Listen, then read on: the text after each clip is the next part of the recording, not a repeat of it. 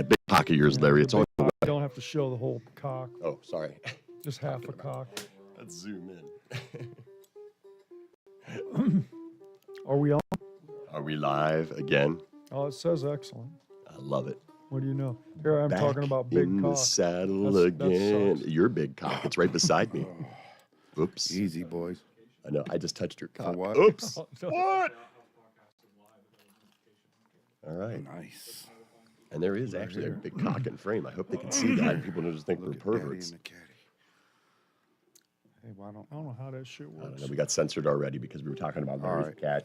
cat.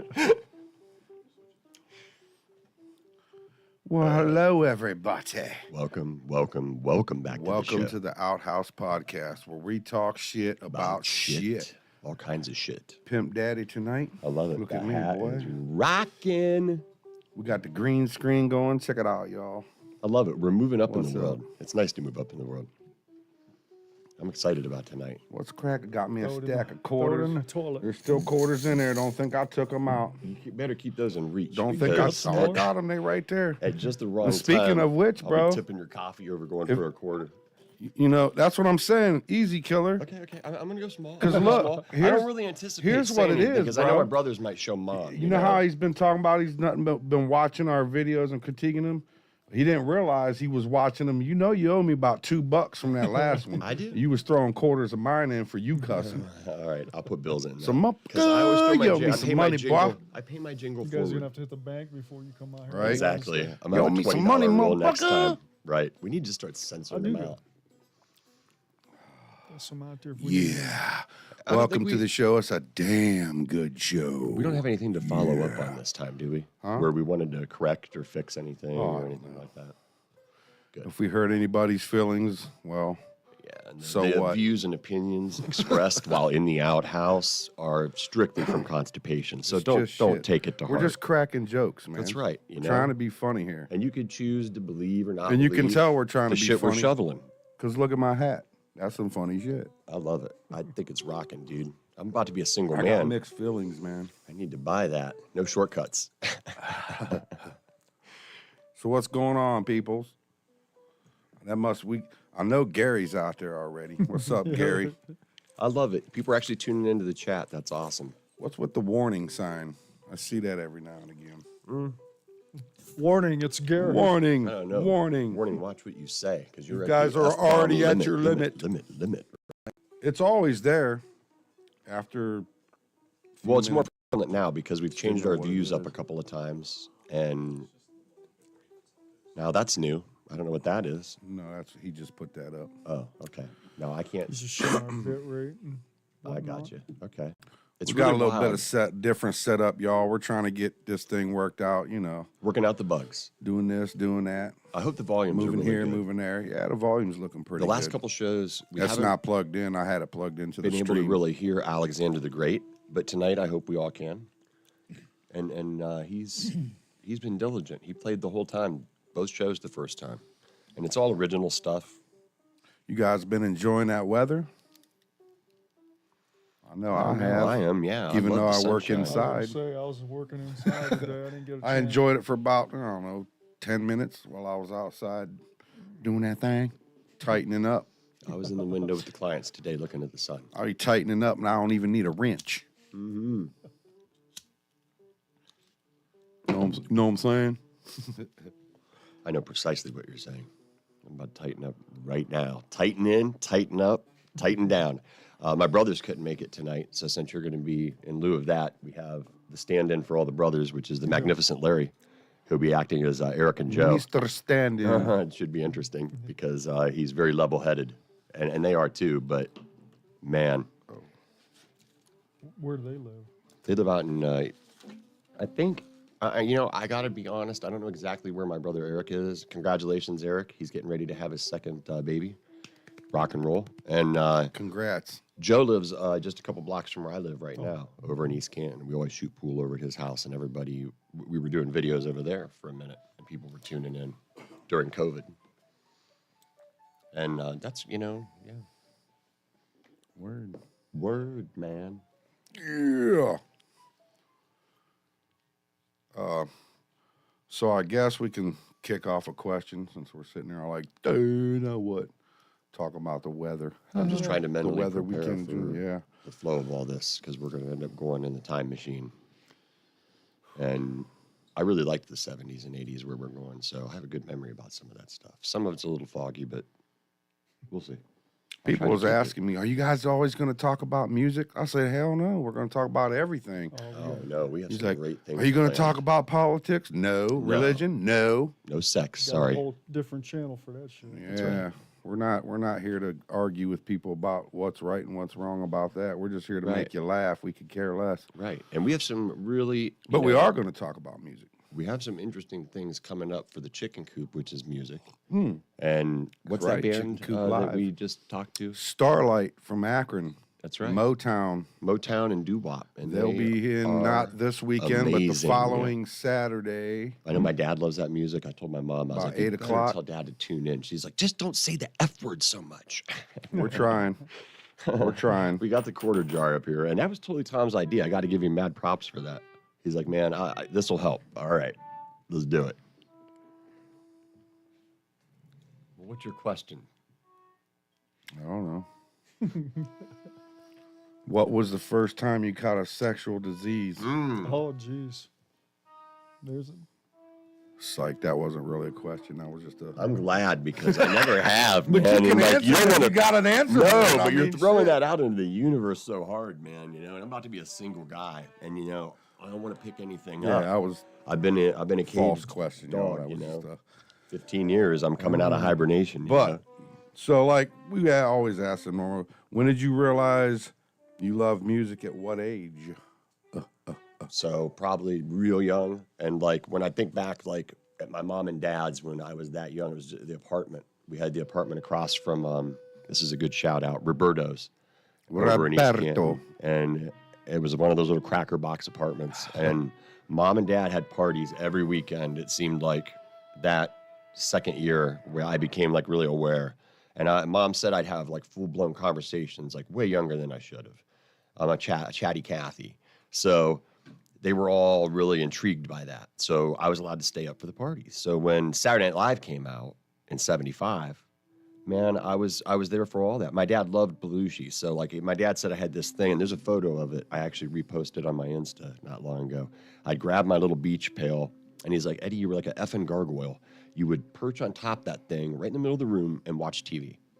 And that was my big thing. And I was dialing into music at that time because my dad had those big waffle earphones and the stereo. And I'd be allowed to sit and listen to whatever records of his I wanted to.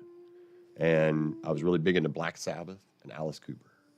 And there are tons of photos of me jamming out to those records, plus anything else. I really liked Uriah Heep, Look at Yourself, because it was a mirror. I remember Welcome to My Nightmare was a really big one. Oh man, like Uriah Heep real well. You know, and like my dad loved the Doors. Oh, so, he really, yeah. You know, there was that. And like the Doors is killer. So is Uriah Heep. And mom was a rock and Good roller stuff. kind of back then, but not really. But at that time, I'd say I was really young, probably about 2 years old, when I really figured out that music was cool, man. And I started to develop my own taste in it. And by the time I was, oh man, shit, I got to say probably 7 was where it really took root. But really, it was even before that, because when I was about 5 years old, I freaked my mother out. I wanted to go get KISS cards. So I went down to the old Crest IGA, which was about, 5 blocks from the house. And she was just losing her mind looking for me. And I went down there, and then I went behind it to this little shack that was there by the bar. And inside, they had all the baseball cards, comic books, and all that stuff for the kids after school. And there was video games. It was the first, like, Atari type stuff. And I went there to get KISS cards. I was heavy into KISS, man. 2nd grade. Bubblegum cards. Oh, yeah. And I've been huge into those forever. That took root young, too. They would probably be worth something if you still had them. They are. And, like, I've tried to go back and, we recapture our youth. So, like, we drive that market. We're the ones going back and buying all that shit to remind us of when we were young. And it is. It's paying off for people that hung on to them and kept them in good shape. Because I know when someone pulls them out of a closet, I'm like, oh, mine, precious. I can't wait to go Eric through still them. has that. Well, I take it back. His mom, they had a flood in their basement or something and lost a bunch of shit. Besides that, though, I was looking at the records. He had all them G.I. Joes and everything. And my mom would tell you what a horse trader I am. See, Sicily, 1948. Right. So, that was about 78. I was becoming aware of, like, the stuff you guys were really into, and my first choice, I remember the first, I said it was Rat Out of the Cellar last time. That was the first such a cassette great I ever killer. bought, Out of the Cellar. But the first 8-track I ever bought was Jefferson Airplane's Greatest Hits. And it was because it had White Rabbit on it. And I'd heard my dad tell the story plenty of times that when he was over in Vietnam that he liked that song, White Rabbit. And I played the hell out of it. And they thought I was on, my dad was like, remember all the propaganda about how they were putting cartoon characters on the tabs of LSD, and they're all like, are you on acid, Eddie? And I didn't even know what it was, No, I just like the song, Dad. They had Goofy, Snoop, right. Scooby-Doo. Right, And I don't know, man. If I could remember those days, I'd probably remember a few more. So I was young, dude. I was really young. In second grade, if you got your homework done, and I found out I was really good at reading. My mom read to me a lot growing up, and I read to her. She'd make me read to her. And I had a taste in authors early, too. I loved Edgar Allan Poe, and I loved Stephen King, because she read me The Lawnmower Man when I was 4, and it scared the hell out of me. But I had really colorful nightmares, but it made me want to be a writer. When I was 4 years old, I wanted to be able to do that, more than anything. And that's what I first and foremost really fell in love with, was writing, along with the music, as far as ways to express myself. I wasn't a singer. I didn't play any instruments early on. I wanted to. Dad had an acoustic guitar. I was dying, but it was taller than me. So that wasn't happening yet. No instruments. None. And then second grade, if you got your work done, you could choose your elective, like what you wanted to do next for a break. And I always took the stereo. I was the stereo hog. And this was 80, 81, I think, was that year that I was in second grade. And we had, and you mentioned this last time, it made me laugh so hard. Meatloaf, Bad Out of Hell, huge influence. That album was there from day one, and I played it every single day. I loved that album. It's when you was born? I was born in 73. Oh, okay. So in 80, I think it was 80 or 81, I was in second grade, I know that. So it would have been 81, 82. And I got Bad Out of Hell, like, on the brain. It was just me just telling them I'm testing on there. If anybody wanted to talk to me. The I'm sorry. Ramones were on Rock and Roll High School. Yeah. And I never heard anything like that. And I kind of wanted to hear more of it. Speaking of Ramones, did you hear that somebody bought that club and they're getting ready to kick it back open again? Oh, up in Up Akron? in Akron, yeah. Oh. No, I didn't. I thought it was like a voodoo Yeah, I think lounge it or some closed shit. back They closed down or whatever. Oh, Now yeah. it's getting ready to open back up, which is awesome. But yeah, that Kiss was 74, 5, 6. Of course, she was a Right. little younger. I was so way young. But in second grade, I got double platinum. And that was the other album that I played the living hell out of. I drove everybody crazy with it. In fact, we no, were that was good stuff. allowed to do art. That was the other thing they were teaching us in second grade. And I made these, all 4 members of KISS were my puppets. And then we did the whole side 1 of double platinum for the class and just suffered them through it. Because I had a really awesome second grade teacher. They were great live. Their studio albums were so cheesy, just like Angel. Their remember studio albums, Angel. but their live albums just so raw and kicked And ass. that's it. And that was it. Yeah. Alive 1 really propelled them. And Yep. if you look at the history of the band, like that album really propelled them. And I loved that album. That was the next one because I got a copy at a garage sale because I was always looking for deals. And I played the hell out of that record. I loved the Peter Criss drum solo.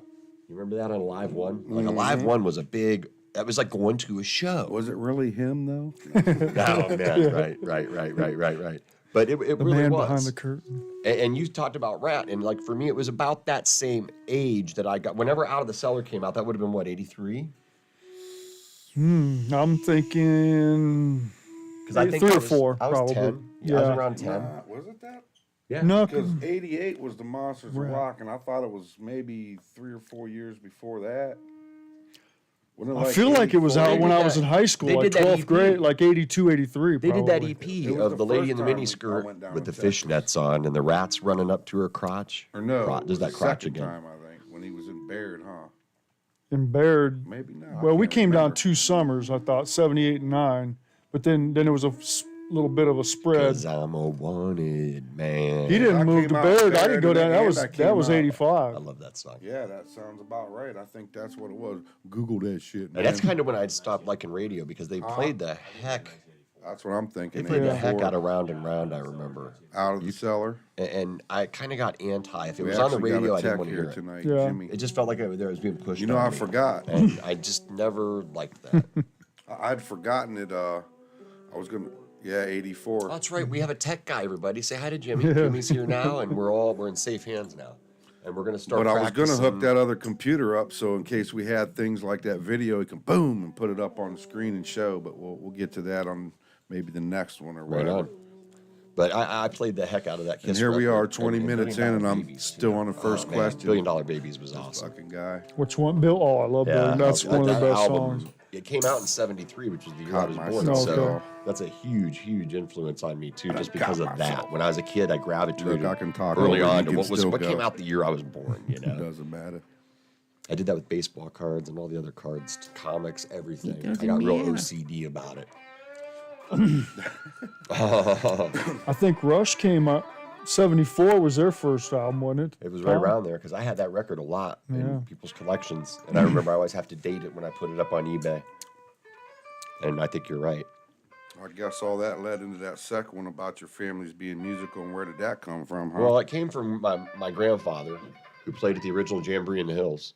And there's a real weird story about that. Bluegrass picker? Yep. He Oh, played shit. guitar, he played fiddle, he played upright bass, he played everything. And then he had a voice that was a lot like mine. If I take my teeth out, I sound exactly like him. And it freaks Well, everybody yeah, if out. you take your teeth out. huh? Yeah, listen, buddy. Listen, honey.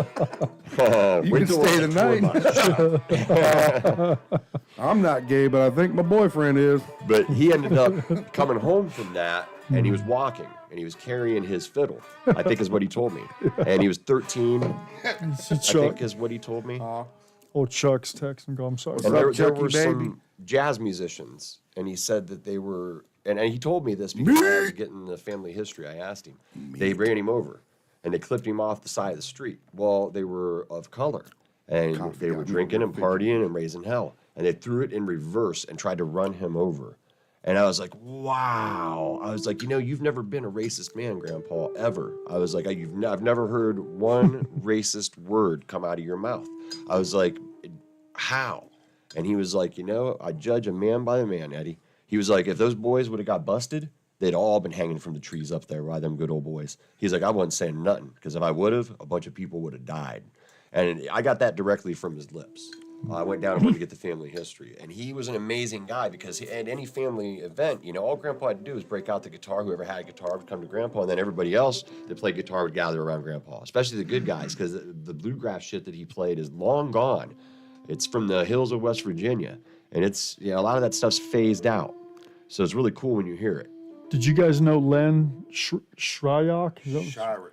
You asked me that before, I think. Yeah, I know that he's a name. bluegrass guy. Lived up on Lesh by my dad. I've heard about so many musicians over the years. They too. he got my dad into playing fiddle too and all that. But and I figured being East Canton, Yeah, right. It's close. It is. I'm sure they had to have. And he worked at Republic Steel for years and years. He was a hard worker. He was a good man, very respected man. Our stepdad worked there.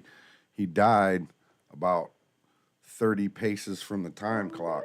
Now my mom Had a heart was attack on his a way out from work. professional. My mom was Man, a why you gospel talking singer. over me, man? I'm trying to tell a story, dog. What the fuck? I mean, damn. I know it's your interview, but hey, talking about the dead here, man. Anyway, go ahead. No, go ahead. I'm totally off track now, so it's all you, baby.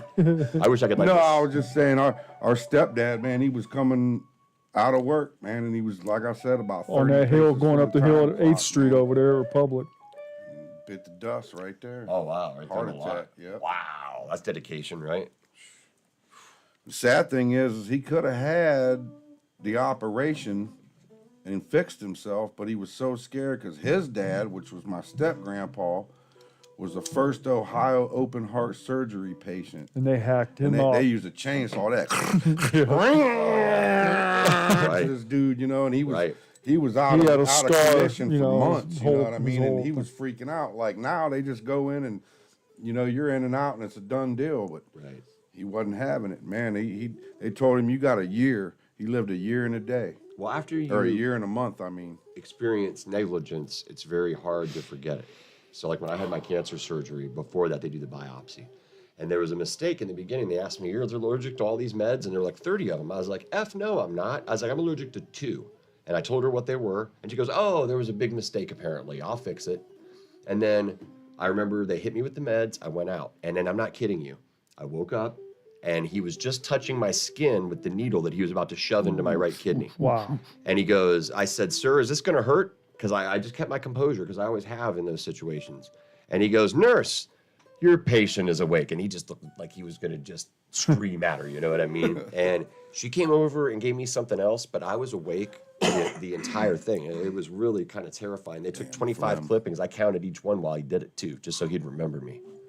Yeah, that was hardcore, man.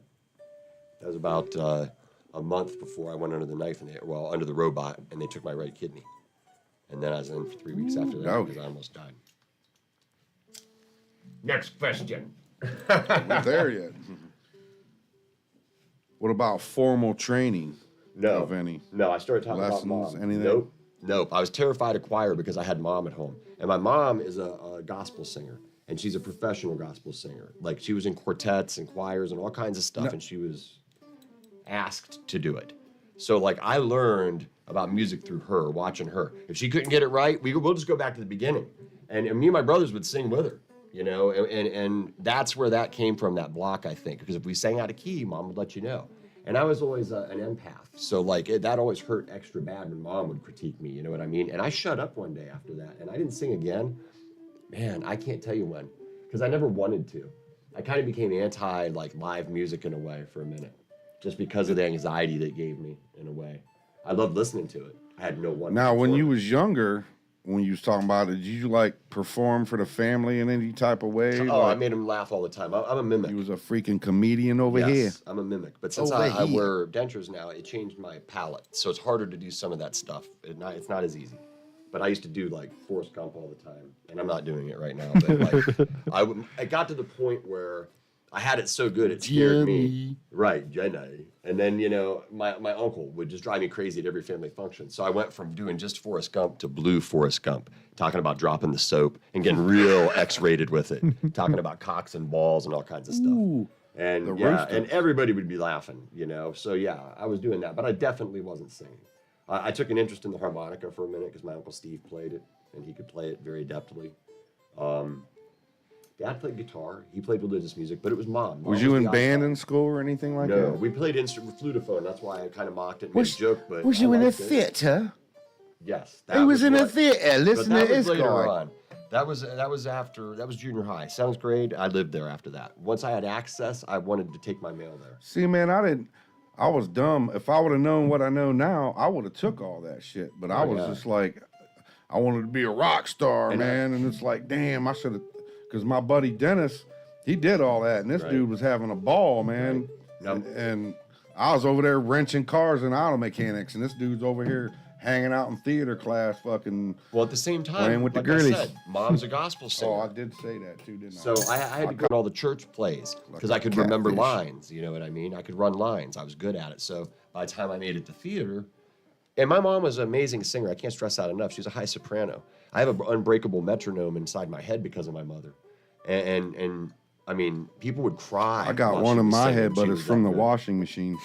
Well, and that, yeah, I'll tell you, right. And once you have it in you, it's in you. That's right. You're right. You hear it everywhere.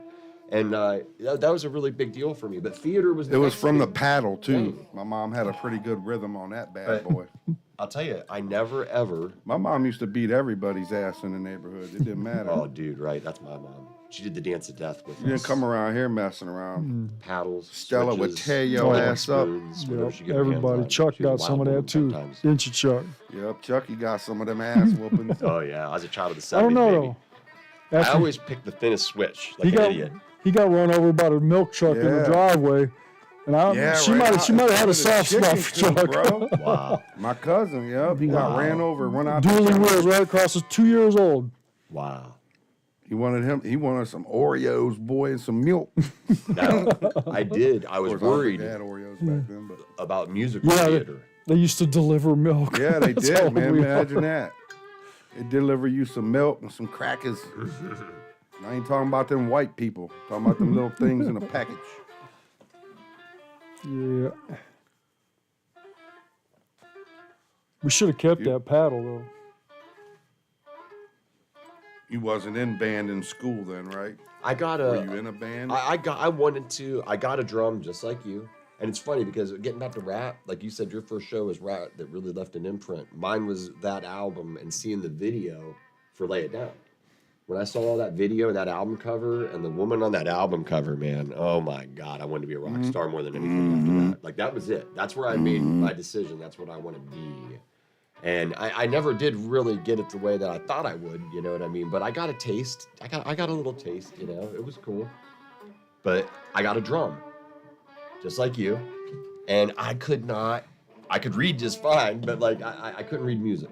It was lost on me. I damn sure couldn't. And I did the rudiment stuff they wanted you to do. I could pick it up by ear, and it was cool. But like, I just remember playing along with Detroit Rock City and thinking in my mind, this doesn't sound like that. This doesn't sound anything like that. And I was just like, that's it, I'm out. So I'm going to be a guitar player. And I was like, Dad, let me play that guitar you got over there. And then I tried that. I didn't have the dexterity for it or the patience. Anything detail-oriented like that, it triggers like some kind of ADHD that I have like undiagnosed or something. Like I just immediately lose interest to where I just turn all of my mental energy off rather than expel it and waste it. I've always been kind of that mindset. I save my energy because I can devote it to something I care about and make it Taking out the better. trash and shit. No. Hey, I paint. Dishes. I found other outlets as I went along. I paint. I draw. I'm painting. Really into painting. If not, I read. I read all the classics. I read whatever the hell I want. I have a real paint strong pictures mind. in my mind. I paint ladies. I love the female form. So like I like symmetry and I like perfection. So I have an artist's eye. And like I know if people freak out, I'll say he's a handsome man, and they're like, "Oh, you're one of those." No, I'm not one of those. I just can recognize beauty in the human form. Responded. And I don't care. You know, I'm not trying to go downtown. You know what I'm saying? She said Mom even busted his lip a couple times. Yeah. Oh yeah, man. Right. I know that's right. My mom backhanded me. I'm sure you guys got that. Absolutely. My mom was real religious, so I got I had Must to be be careful. the thing with them religious ladies that backhand you. Old school. Give you the backhand Church every of Sunday. Jesus. Right. Till I was 18, and then I bucked the chain of command. But like whenever I was getting into the instrumental stuff in school and stuff, that's why I was terrified of theater. I thought I was going to have to sing, and I never did. We always had our choice, but I never had to fight for a role. Anything I tried out for, I always got. So it was like, shit, this is awesome. That was my place. I realized that. I hated sports. I was never into sucked sports. at sports. Now, I got a great basketball story senior year, though. Eric Snow was out at the school with everybody else. I was out smoking a cigarette in front of the school in a Slayer shirt. And Coach came out and goes, "Hey, man, we need an extra guy." I didn't know what he needed me for. And I was like, "Coach, I hurt myself at football. That's why I didn't play basketball my senior year in the first place. And no, I don't want to do it. I'm not going to college. It's a waste of your time and my time." And he's like, "No, you don't understand. You got to come in here. There's colleges, and I want you to get seen, damn it." So I was like, "All right, fine." So I went in, and he had shoes for me and everything. I go in. It's all dudes in their jerseys and stuff. I got Slayer on. I got a pair of shorts, and I got a pair of Air Jordans. And Chuck's going, Slayer! They go down the line picking guys, and I'm 6'7", and they're all big guys like me. And Snow looked at me, and he goes, "I want that big white boy right there." And I'm like, no, you don't. Why you don't? And he'd already picked Quentin Brooks. That's Come here, who white boy. They signed together in Michigan State. And and I think that day might have had something to do with it, because I told him, I said, "Guys, I'm nowhere near the player you guys are." I said, and he was like, "That's okay, you're the point guard." And I'm like, "I can't walk and chew bubble gum, man." So they inbound the ball to me on the first play, and I'm shitting myself. And we get down to half court, and I see Quentin, 7'4". I shook hands with him after the game. It was like shaking hands with a bunch of damn bananas. And I tossed the ball up from half court, and he caught it. And I'm not kidding you. His shoulders were like equidistant with the rim. Like, it was so bizarre. And he slammed it hard. And you just saw coaches writing it. I'm talking about Big Ten schools were there. All the big ones: North Carolina, UNLV, Ohio State, Kentucky, Oklahoma, all the big, and even some of the not so big schools, because Coach P's dad, Coach Pangrazio, another shout out, Pangrazio brothers, if you see this, great man, and his dad was the head of Big Ten officiating, if I'm not mistaken. So we had access, and that meant all the guys in this area had access. that actually gave a shit about basketball. I wasn't that guy. I wanted to be a rock star. And I didn't want to go to college. I wanted to smoke weed with my buddies and write music and shit, you know? I wanted to be a singer. And I remember I was really excited because Eric came up to me right after that, Eric Snow, and he goes, bro, that was amazing. Can you do that for me? And I was like, hell yeah, bro. Very next play, we did it again, except this time he did like a little swing move, and I did the same thing from half court, daring him to challenge me. And he jumped up and caught that ball above the rim and dunked it backwards and hung on the rim like Jordan, you know? And you just saw all those coaches writing shit down again. So fast forward, we kick everybody's ass, and then 2, 3, 4 weeks go by, 5 weeks, I forget all about it, man. And I got a letter from Oklahoma. They were going to redshirt me or whatever that's called, where I come to school for a year, play practice ball with them, and then they put me on the squad sophomore, junior, senior year. And I didn't do it. I knew all the girls out there were really hot. I looked at the package, you know, because they're all beautiful, corn-fed, beautiful blondes and blue eyes and long legs. And I'd never been with a tall girl. I'm 6'7". It's a fallacy, man. They're all 4'9" with me and Italian. Two Italians I married. Was she one of them girls where the legs went all the way up and made an ass out of herself? Oh, yeah, man, you know. I'm looking at one of those right now. Oh, man. I'm looking at a bunch. You know what, though? You remember on my last story when you asked me who the first, like, star was that I met and shit? Right. And I believe I said Dio. Right. I take that back. Right. I got a whole story real quick. No, rock and roll. Check this out. When I was, 5 years old at Fairless High School, Right. Harlem Globetrotters come in. Yeah, baby. And it was Big Chuck and Little John there. Yeah. And I think Houlihan was there too. You wasn't gotta he? love those guys. They did that for a lot of the school kids. It was like one of the quarter breaks or halftime or something. I had to go to the bathroom, and I don't remember who walked me. It might have been David, wasn't it? Walked me to the bathroom. We was coming back, and Big Chuck squirted me in the face with a little squirt gun, and I stopped and I looked at that motherfucker like that, like, what are you doing, dude? And he looked at me and he was like, he come over, he's like, hey, what's your name? And I was like, my name is Tom. I punched him right in his face, That was dude. your first start. Yep, I punched Big Chuck right in his face, After dude. stardom. And then he grabbed me and held me up and was like, oh, this is Tommy Tough. And the whole damn high school went crazy and shit. It was awesome. They must have Tommy lost Tough. it, dude, because if anybody was watching, like, he picked me up and I was like, pow! I punched him right in his damn face. It was hilarious, bro. That was my first introduction to somebody famous. Punched him in the face. How you like me now? Sorry, Chuck. Big Chuck. Big Chuck, Little Tom. But anyway, so how many siblings do you have? 2 brothers, Eric and Joe, and we are super, super tight. Like And, we are. And you guys have battle royales then? Oh my God, dude. Like my mom and dad, they got me a pool table, and I asked for a pool table for Christmas because that's something else I wanted when I was a kid. And you know, those Polak Badinsky boys, instead of using them as pool cues, we used them as swords because we were playing Thundercats. And yeah, it was a riot at our house. Dad's like, don't be juggling, Eddie, because I wanted to learn to juggle. And it's hysterical. I go, the very first balls I throw up, the one goes wide and bounces and shatters the window in the bedroom. And I was like, oh, Dad was right. I never argue with parents' intuition, kids. Never, never, never, never. Seriously. It's a very real thing. When I was in 7th grade, Mom's like, you're not going to that overnight with all your buddies. You're going to get hurt. And I'm like, why would you say I'd get hurt? We're just playing capture the flag. And she's like, you get hurt. She fought me on it all night. Brought me to tears gonna even at the stomp point your because all the ass. cool people were going to be there. I was going to miss out. And I remember I was like, I can't believe how unfair you are. She's like, all right, fine, go, get hurt. And I did. Within the first hour I was there, I got the flag and I got sandwiched between 2 guys. Boom, and broke my wrist. First bone break. And I laid by the fire for about 3 hours because my dad didn't get off till 11:30. He was working that horrible afternoon shift at Timkins. And I remember my friend Eric set my arm because it was shaped like an S, and he was a Boy Scout. And he goes, that's not supposed to look like that. I know how to fix it. And I went, really? And he goes, crunch and set it right there. And the doctor told me to tell him, make sure you tell him he does good work. That could have required surgery. I was like, no kidding. Yeah, he did an awesome job. So don't argue with parents' intuition, kids. It's very real. We're right. We're right. So, next question. What is your craziest sex story? Like, could be somewhere, Could be. I mean, you ain't got to go into details with the juices and whatnot. Directing But that at your brother, man. I'm talking to because you, Mom. I don't kiss and tell, man. I Yeah, kiss and that was embellish. I ain't my. saying So this who one with. time, I just want to know, is there some kind of wild, you end up somewhere button ass naked in the middle of the woods or something crazy? That's all I'm asking. I ain't asking. That's why I said I don't want the juicy juices. Is there some kind of wild, There's- ended up? a lot of them. Okay. Not like sex related, but like crazy stories that happen around me. The universe has a incredible sense of I humor. remember back when we was hanging out at Doug's, you had this chick. This ain't really necessarily your story, but didn't I overhear at one point in time this chick that you was messing with fucked a dead guy? Whoa. No. I don't know what that is. I won't even He said, whoa. I won't even justify that with an answer.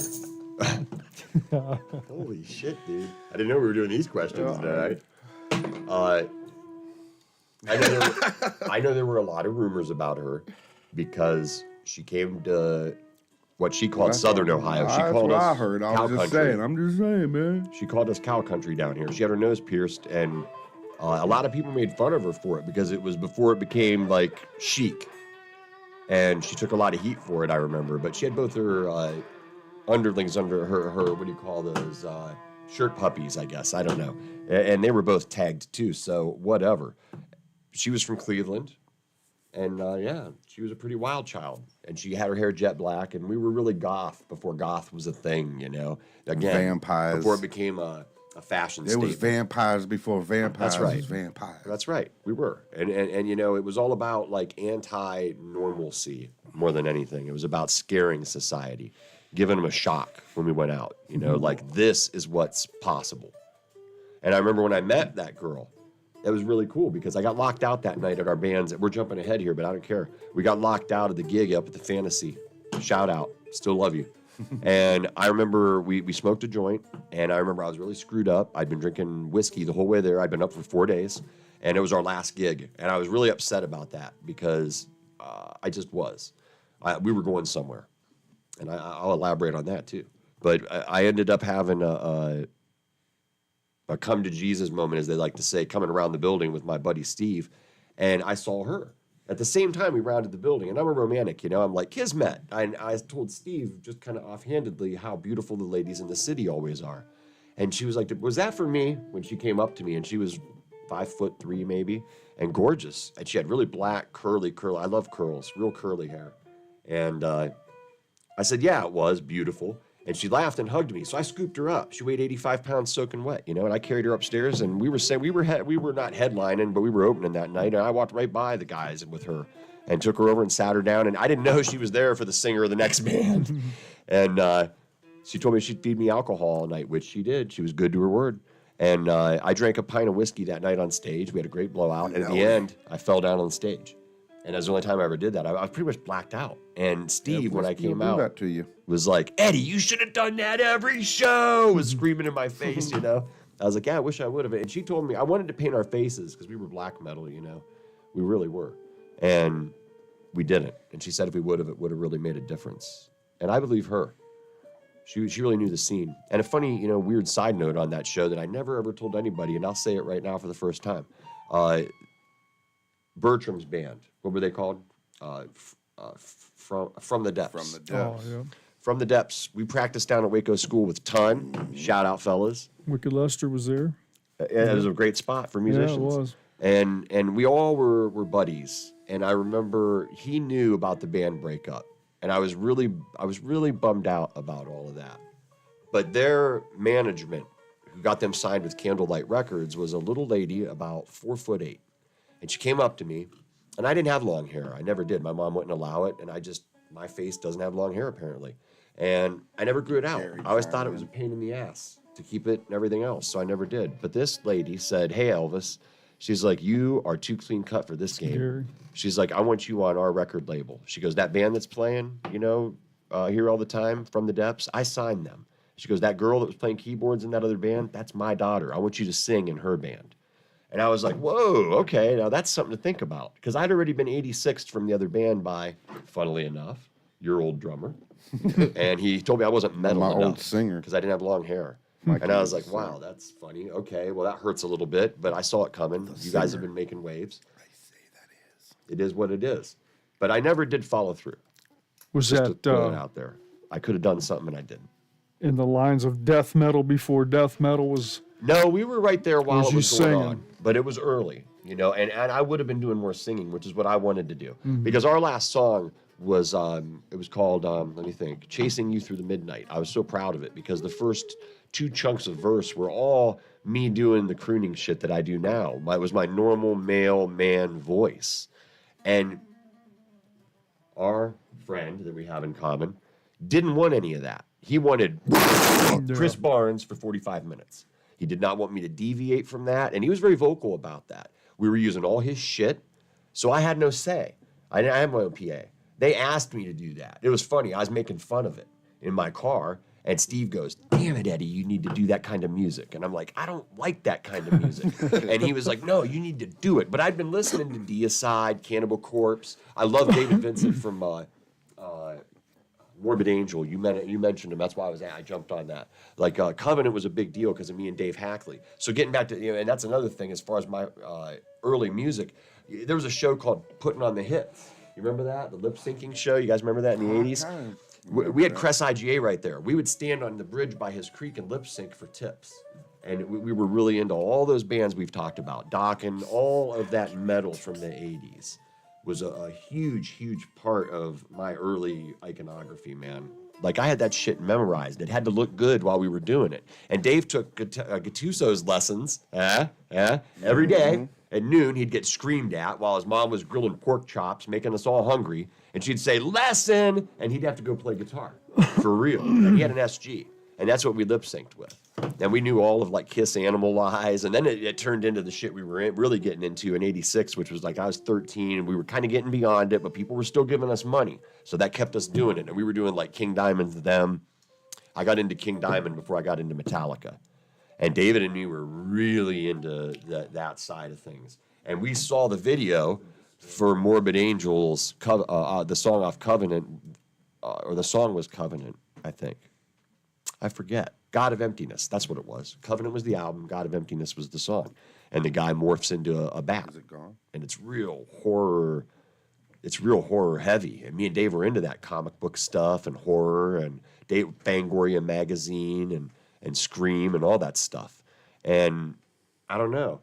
Metal was a good fit. And then I just molded into that metal where everything else sucks. This is all I want to listen to. And if anything else came up, I just ridiculed it. Changing guitars. I wasn't into it. I wasn't into it at all. Yeah, we was all pretty narrow-minded in our It just- musical. we were. Now, as I got older, I grew out of that, though. Yeah. But getting back to that girl, that crazy girl, whenever the gig ultimately played out, that singer was staring at me hard from the stage because she was sitting on my lap and just, it got really crazy. We made quite a scene. But then whenever we got together, and we're together for a couple months, I came back to see the band. I wanted to see if I was missed. I wanted to see if they really moved on like they said they were going to, because I wanted to keep going. Because our next gig, which I didn't get to tell them about, was CBGB's. So I called CBGB's up, and you know me, I got a mouth. I know how to run it. And I called up there, and I ran my mouth a little bit. And she said, "Can you send me a tape next week?" I said, "Hell yeah, I got tons of tapes." I said, "I got a great master that has all 15 songs." I said, "We can headline for sure." And she was like, "Okay, I want to hear it." And she was saying how much she liked my voice. And I said, "Well, some kind of body has to go with that bedroom voice that I'm talking to right now."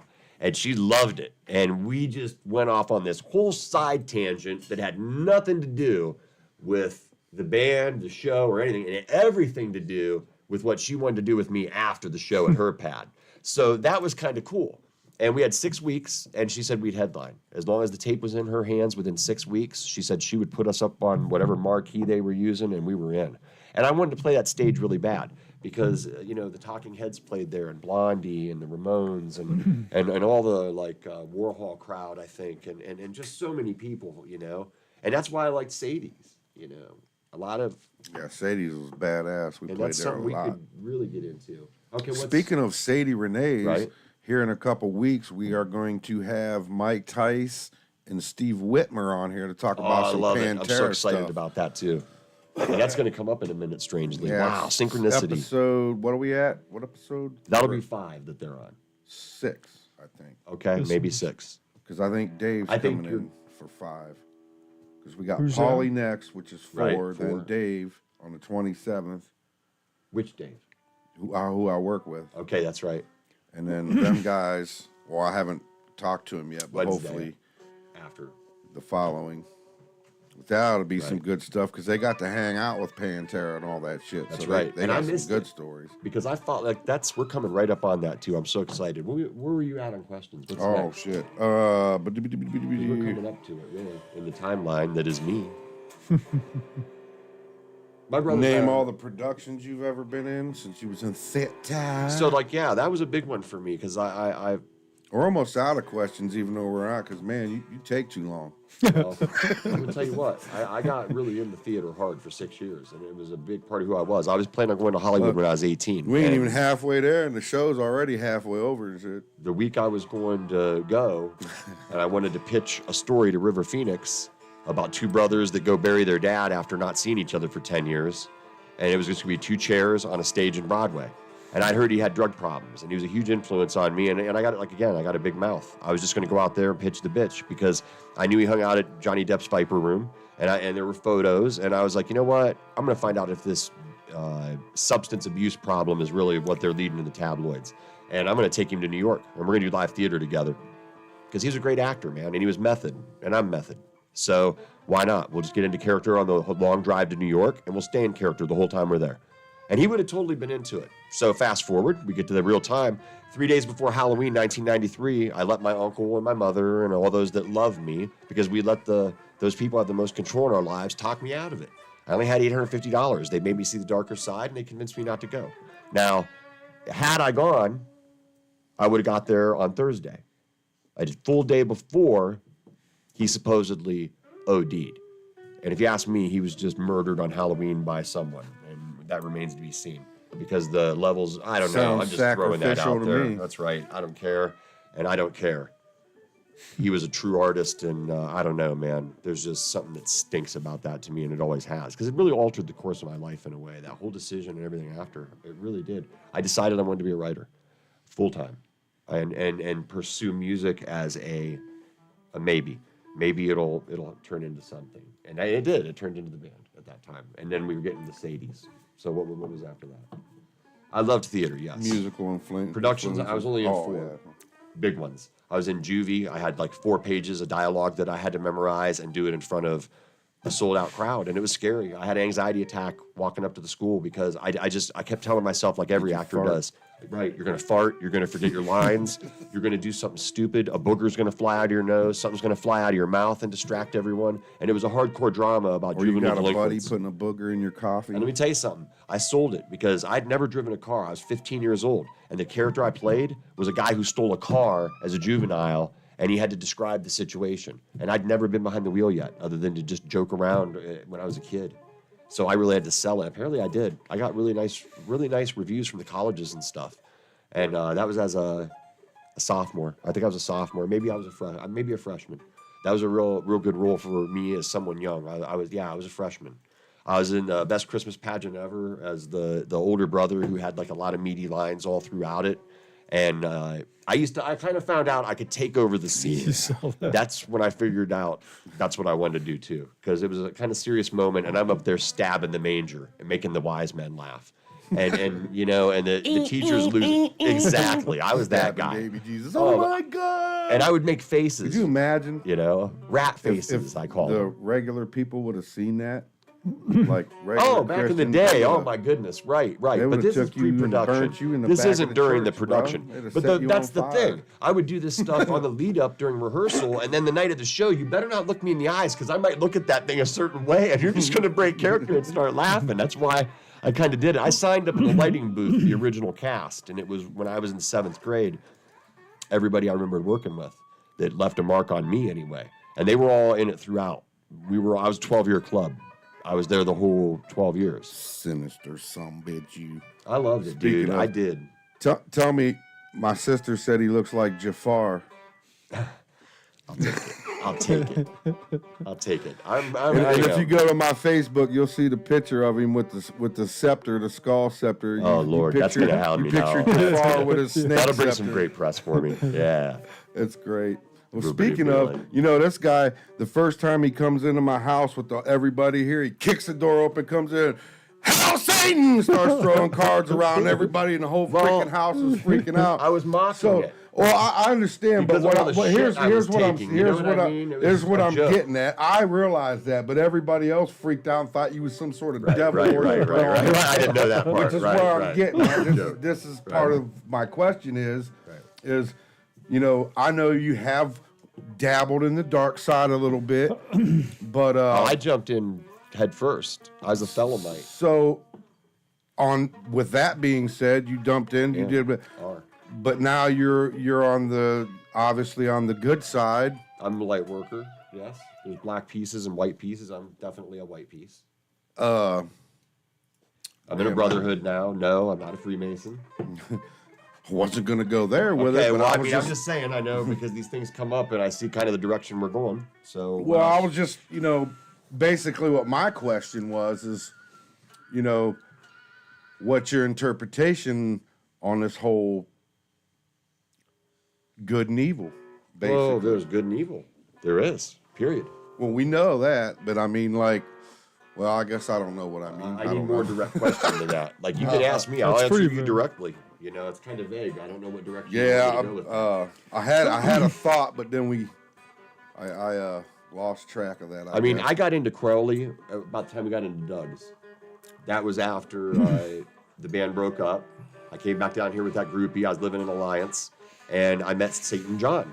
I hate to invoke his name, and I won't further, but that was the mark, because he came up to me, and there was a lot of challenge. Hey, in that Dalo, place. you want to worship the devil? Right. Get out of here, dude. Right. And he was Dude, constantly goofy. doing that Yeah. Hail Satan shit, which Right. is why I did that day. It was Right. a joke I between you and me. Right. So anyway, he was always trying to convert. And I said, look, I'm a Christian. I don't try to convert you.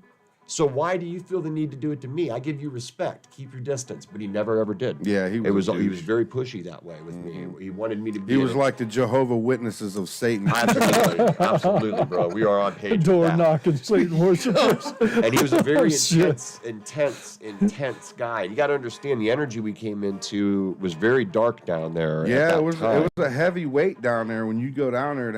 you could feel it. well, there was a Especially when he hole. was there. If you was there and he come walking in, you could feel that.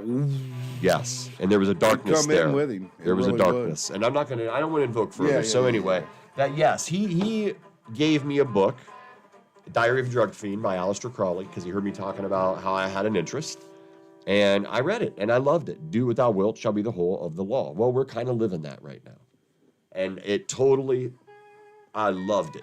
Do whatever the hell you want, as long as it doesn't conflict with the will of another or hurt someone else. Best of luck to you. Liber Oz was like their version of the Ten Commandments, and I loved it. And at the end of it, I mean, really, do as thou wilt. You have nothing but live this life as you will. Don't let some future that doesn't exist yet dictate how we're going to live right in this moment. You do that, And Absolutely. I got really into that because of him. And then I got into a lot of other things. The Egyptian Book of the Dead, the Tibetan Book of the Dead. That's pretty wild there. Those guys, they die. I mean, over in Tibet, there's some really, those monks do some amazing things. One guy was supposedly not registering a heartbeat or a pulse for 48 days. Now, I've gone heavy in meditation, but I don't know that I've ever stopped my heart. But I've That's never crazy. checked while I was on in that other place, You have to become cognizant that you're not dreaming. So when you meditate, you get to that, what I call the wall of sleep, like the Sabbath song, Behind the Wall of Sleep. And when you get to the wall, though, you can't cross over. Because it's real easy to do. You'll let your mind wander, and before you know it, you're drifting into REM sleep and you're attention, dreaming. kids. You got to stay awake. And once you stay awake, then look at your hands. You shouldn't see any because you're ethereal now. You're your spirit body. You shouldn't have any feet, And then what'll happen is you will, wherever that place is, it will make you what you are in a way. I can't really describe it further than that. But we're getting into what I'm into now, and that's something completely different. Back then, I was into do as thou wilt, and then I was into all of that real heavy, and I got into a lot of the And what made you cross back over and Kids. come to the good side? kids. They always do it, don't they? Kids. When I was 25, I had kids, but I still embraced it just quietly. I wanted my sons to have their own destiny. I didn't want to influence them. I wanted them to have their own choice. I was just going to open doors for them.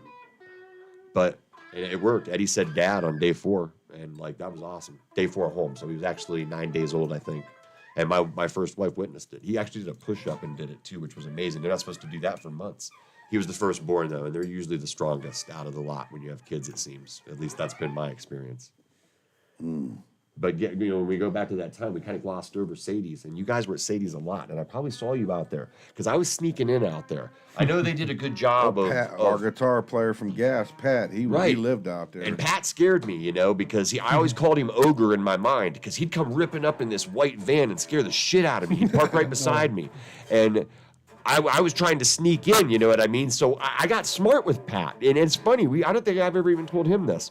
I would kind of wait for a group or for, you know what I mean? So when they come through, they just see everybody was of age, and then they just give you a band, and I just say, hey, I'm the designated driver, and they just banned me. I didn't have to worry about it. I wasn't trying to get drinks, and they'd stamp me. I'd take my stamps with a smile because I was there for the bands. You know what I mean? Icky Whale was the first band I ever really fell in love with. Band. I was into all that other metal stuff. Monkey's Uncle. Right, but I was into Icky Whale, Downward not Spiral. Cowboys from Hell. There's a difference. Yeah, there is. Because Icky Whale was them doing their versions of all that popular shit that was on the radio and before.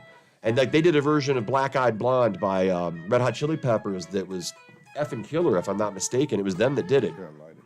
And Monkey's Uncle and Nux Vomica. Mike from Monkey's Uncle, I guess he had a damn U.S. metal. brain aneurysm. He was, Oh, wow. he was out of commission. It didn't kill him, but he's got to redo it. They had a GoFundMe going. I always there really for now. liked the guitar Hopefully player. he's doing Right, better or whatever. That's horrible, dude. We're all getting older, man. I know, you never I mean, know. it's like, man, you never know. Well, You better tell your loved ones you love them That's and all right. that, because tomorrow is never promised to not anybody. guaranteed to anybody. Not at all, dude. That's heavy, man. That's heavy. Our boy Kenny Boyd, he's gone. That's right. And isn't that crazy? I invoked him that day and didn't even know you were friendly with him like that. That's our connection, you Right. and me. You know what I mean? That's really wild, man. And I loved all those guys because I'd go out and watch them. Like Nux Vomica, their guitar player had Kirk Hammett hair, I remember, and he would throw it all over while I was playing, but he played like you. And it was like I would just stand there and drool watching him just like, oh my God, that's the real deal, man. That's the first time I wasn't allowed to go to concerts. I wasn't. Senior year, I was. This is before I graduated, though, when I was going out and sneaking in to see all you guys doing your thing, because I wanted to see what was really open and available and what was going on, and if I could even fit in with that crowd at all, you know what I mean? And I remember Icky Whale was it. You just said Whitmer, and like he was the drummer. I'd get out there and Pat would pull Whitmer's a up, beast. and I'd sneak in with Pat, because who the fuck's gonna mess with Pat? Look, Nobody. takes my I'm damn borrowing it. 'Cause I pay my jingle forward. I earned it. Anytime I get cigarettes or whatever, and they hand me 3/4 or whatever, I throw it in the change thing I for do who too. needs it, But like, I'd hide with Pat.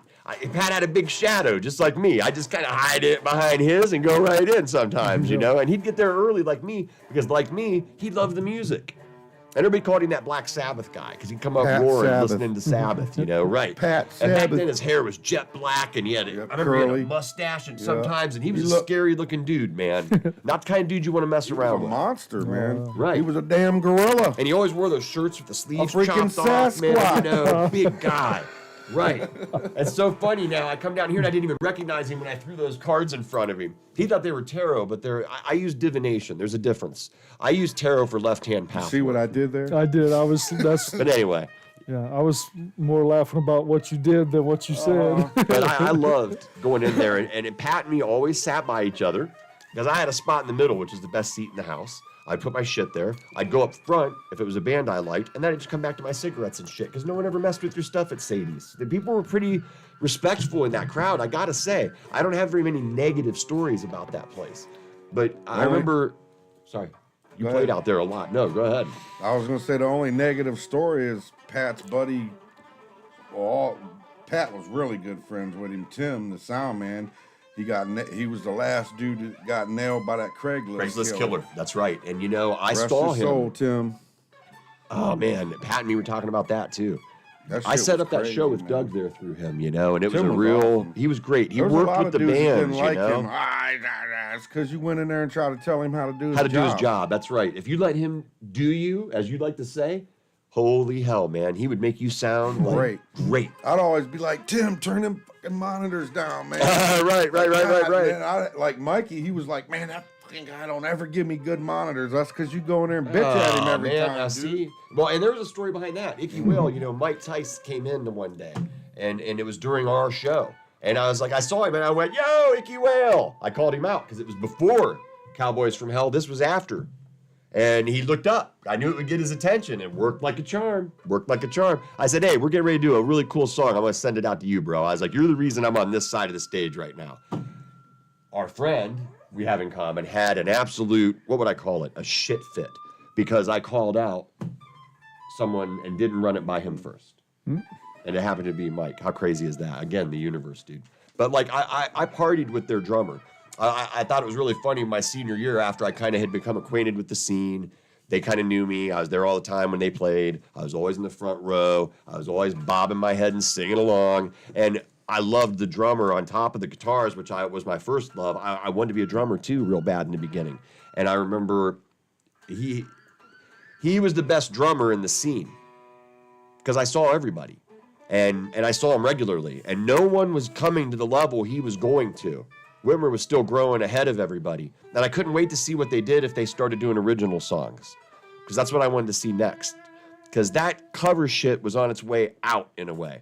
People were starting to throw originals in. Remember that? Right. Oh, yeah, we're doing originals. And then everybody would get pissed because you would do all the songs they love and can sing along with, and then you throw in something they've never heard before. And they can't tap their foot to it. What? Right. What's this? What's this shit? What's right. going on here? It's different. It's new. We don't like it because that's the first response to something For that's the love new of and different. God, we can't. That's right. And I remember that was a real thing. But I ridiculous. I really loved going to see all those bands at Sadie's. And you said Area 51. Like when you guys played Sadie's, didn't you? Area 51. Did you play as Area 51? Because I saw that show with Area 51, and I could have swore that I never saw him again. I only saw him play one show out there. I feel like we did. I can't, you know. You know, and I if played so many shows. You did. I was there that night. It started to blend in. It was funny hearing you guys talk about all that stuff because it's like a time machine. You hear music and it takes you right back to that time. You know what I mean? And then they became Cowboys from Hell, and I liked Pantera, but I wasn't a big fan of Phil. I loved Dimebag, but Phil was a whole other thing for me. Douche. He had an attitude that just was, I don't know, man, not me. I couldn't, what's the word? I couldn't empathize with his reason for being the way that he was when he did interviews and things like that, and just how he was as as an individual, or how he projected himself to be as an individual. So he wasn't really my cup of tea. I loved his vocals, don't get me wrong. Walk, nothing juices it up like that song, man. That song was great. And that was what was cool about Icky Whale. They started throwing them songs in, I think, as Icky Whale, and then they became that other gig because everybody loved it so much. Because that was a very popular time for Pantera. Come on, man. What were those three? Far Beyond Driven? Mm-hmm. What was the other one? What was the first one that really, really set it off? I forget. Something Aggression or something like that. Power. Too long. See, I didn't own it, Seriously? so that I'm pleading the fifth. I didn't own it, so it's not my fault. I don't remember it. But like, the one where he's getting punched in the face. What the hell is that? Oh, Vulgar display of power. Yes. Cowboys from Hell. yes. So like, I didn't really get and the same thing with Rage Against the Machine. I love that song that was like, F you, I won't do what you tell me. They used to catch me singing that at the sales jobs in my suit and tie, and all the stock guys used to laugh, man. They loved me for it. I can't believe you're listening to that. It's like, yeah, but that's the only one, fellas. I didn't like them. I like Tom Morello. Didn't care for the rest of it, though. It was shouty. I don't like being shouted at. You know what I mean? And it just felt shouty. They're trying to send you a message. And that's what I kind of equated Pantera with, except they had that beautiful diamond in the rough Dimebag. And his brother, the drummer. Pantera was something different, though, man. If Well, you've yeah, seen them course. live, Of dude, course. it was right. As many bands as I've seen and as many shows as I've been to, I've never experienced something like Pantera. Dude. Right. That was a whole. Right. I mean, they come in and rip the freaking building down, bro. Like, it was crazy I shit. couldn't man. identify Like, with Phil. insane. That's the word. When you left there, even if you didn't, You done felt like you tripped acid all night long and drank 40 cases of beer after a Pantera show, dude. Like, you got beat down, man. Well, It was I remember crazy. when they became Cowboys from Hell, that's the next best thing. Mm-hmm. So, I mean, the pit would be crazy. You know, it's because of Cowboys from Hell that they started playing Cemetery Gates And then live. the band Pantera came, when they played the Jar, which you guys were talking about, they came down here after they played the Jar the one time Yeah. to see Cowboys from Hell, I heard. Yeah, And that's the at night I Sadie didn't go. Renee's. At Sadie's, right. I Yeah. didn't go to Skanky Renee's that night. I stayed home. I had a didn't either. girlfriend. I and I come didn't home go. from that show and went home. I didn't even know. Oh, I was so mad. 'Cause I was at that show. Because I did like their music, but I liked Metallica better because the Black Album had come out my senior year, and I loved it. It was overproduced. I loved it. I loved hearing him over. Listen, I did too. Unforgiven is the best guitar solo Kirk Hammett has ever done in his entire life so far, in my opinion. And it'll stand the test of time the same way the guitar solo in Comfortably Numb by Pink Floyd will stand the test of Dirty time. little Because it's butthole. beautiful. And that extended over movie thing that I'm just talking about the airy song that was on butthole. the Black Album. That solo was meaty, man. It was good. Every butthole. And that was one of the first things Alex learned. Alexander the Great. He heard me say that, and he learned that. And that's what blew me away. I knew he was a real guitar player. Yeah. Because I heard him playing along with it. And I was like, holy Give him a shit, little, my kid's for little real. taste of Owl. Yeah, I was so excited. Go ahead and go Hey, to go ahead, Owl. fade him in Yeah, for go a minute. ahead. While we're at Owl Lake, don't forget, we'll never tell you, we will never tell you to like, subscribe, share, Ever. and Ever, hit the ever, bell ever. or any of that type Ever. of shit. Ever. We would never. Don't hit that bell, whatever you do. No, not the down red there. one. What have you done? And today, we shall go out. We'll I go don't know what he's back. doing. He's switching. Yeah, There he goes. he's over there. He's switching up. All right. We'll go back to him. So, where are we at in the questionnaire, sir? Oh, we done lost the No, questions. you're long good. You're time. good at the top. But I wanted to get that Sadie's in How before you asked close that have one. you been to success, and what do you consider success? Well, CBs. We can end it right there. CBGBs. Because I wanted to play on one of the big stages, and I never really got to. I did Peabody's in the Flats a couple times. Thanks for hanging out, y'all. We did the Fantasy a handful of times. We did. Did you do Debbie Does Dallas? No, we didn't. But we were at the machine all the time. Again with Pat. How crazy is that? He was the bartender when we were like the house band. did Red Shaquita Bullets. Does And Canton. then Pat said the same thing. Oh my gosh. And you know what? Somebody Shaquita. said, you're going to be single now. I bet you're going to date a black woman. I said, Man, you them mean a black woman of girls color? got it going on, boy. Absolutely. Absolutely.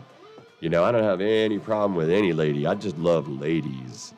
You know, there's just something about them. They smell good and they're soft. And Yep. I And, need- and their voices are soft. They don't smell like some hairy ass, stinking man, ass right. dude. I want a nice, pretty smelling girl. Once we're able to start, actually making an income doing this dumb shit, You all know- my people in the background is gonna be all women. So that way, other than like Jimmy and a couple people, feel 'cause motivated. we don't want to hear your nasty voice, alcohol breath, stanking ass, coffee ass. We I want just them don't- cute voices I don't, want to get into anything too heavy. and smelling like- pretty. like that. If I ever get really rich, I rich, don't know rich, what I rich, want. super, I've got a lot super of rich. chaos around me right now. I'm gonna I hire knew what me I a chick. wanted, but that apple cart has been upset. I don't see that coming back. We'll I see. said. Until I hear it from my goddess's lips, I'm just gonna hold my breath. I've been holding it for 44 years. Next question. I said, if Not. ever become like to where I ain't got to worry about Right, money, right. I'm gonna hire me a 22-year-old hot ass chick. I'm put her on payroll. You better give her stop medical calling her a chick, benefits. man, because you're gonna get that lecture all the That's time. true. Hot ass lady. Hold your arm out. Right. She's just only thing she's gonna do is wash my balls, Oh God. pat them soft. Oh man. She's gonna get paid well. That's all I wanted to do. Shine them up and buff them so they're real shiny and shit with some turtle wax. Oh, girl. You'd be like Lars. Yeah, Lars. I want another. Shine artist. time. Nah, I'm just kidding. That's stupid. I just want to meet an artist, and I got my eye on one.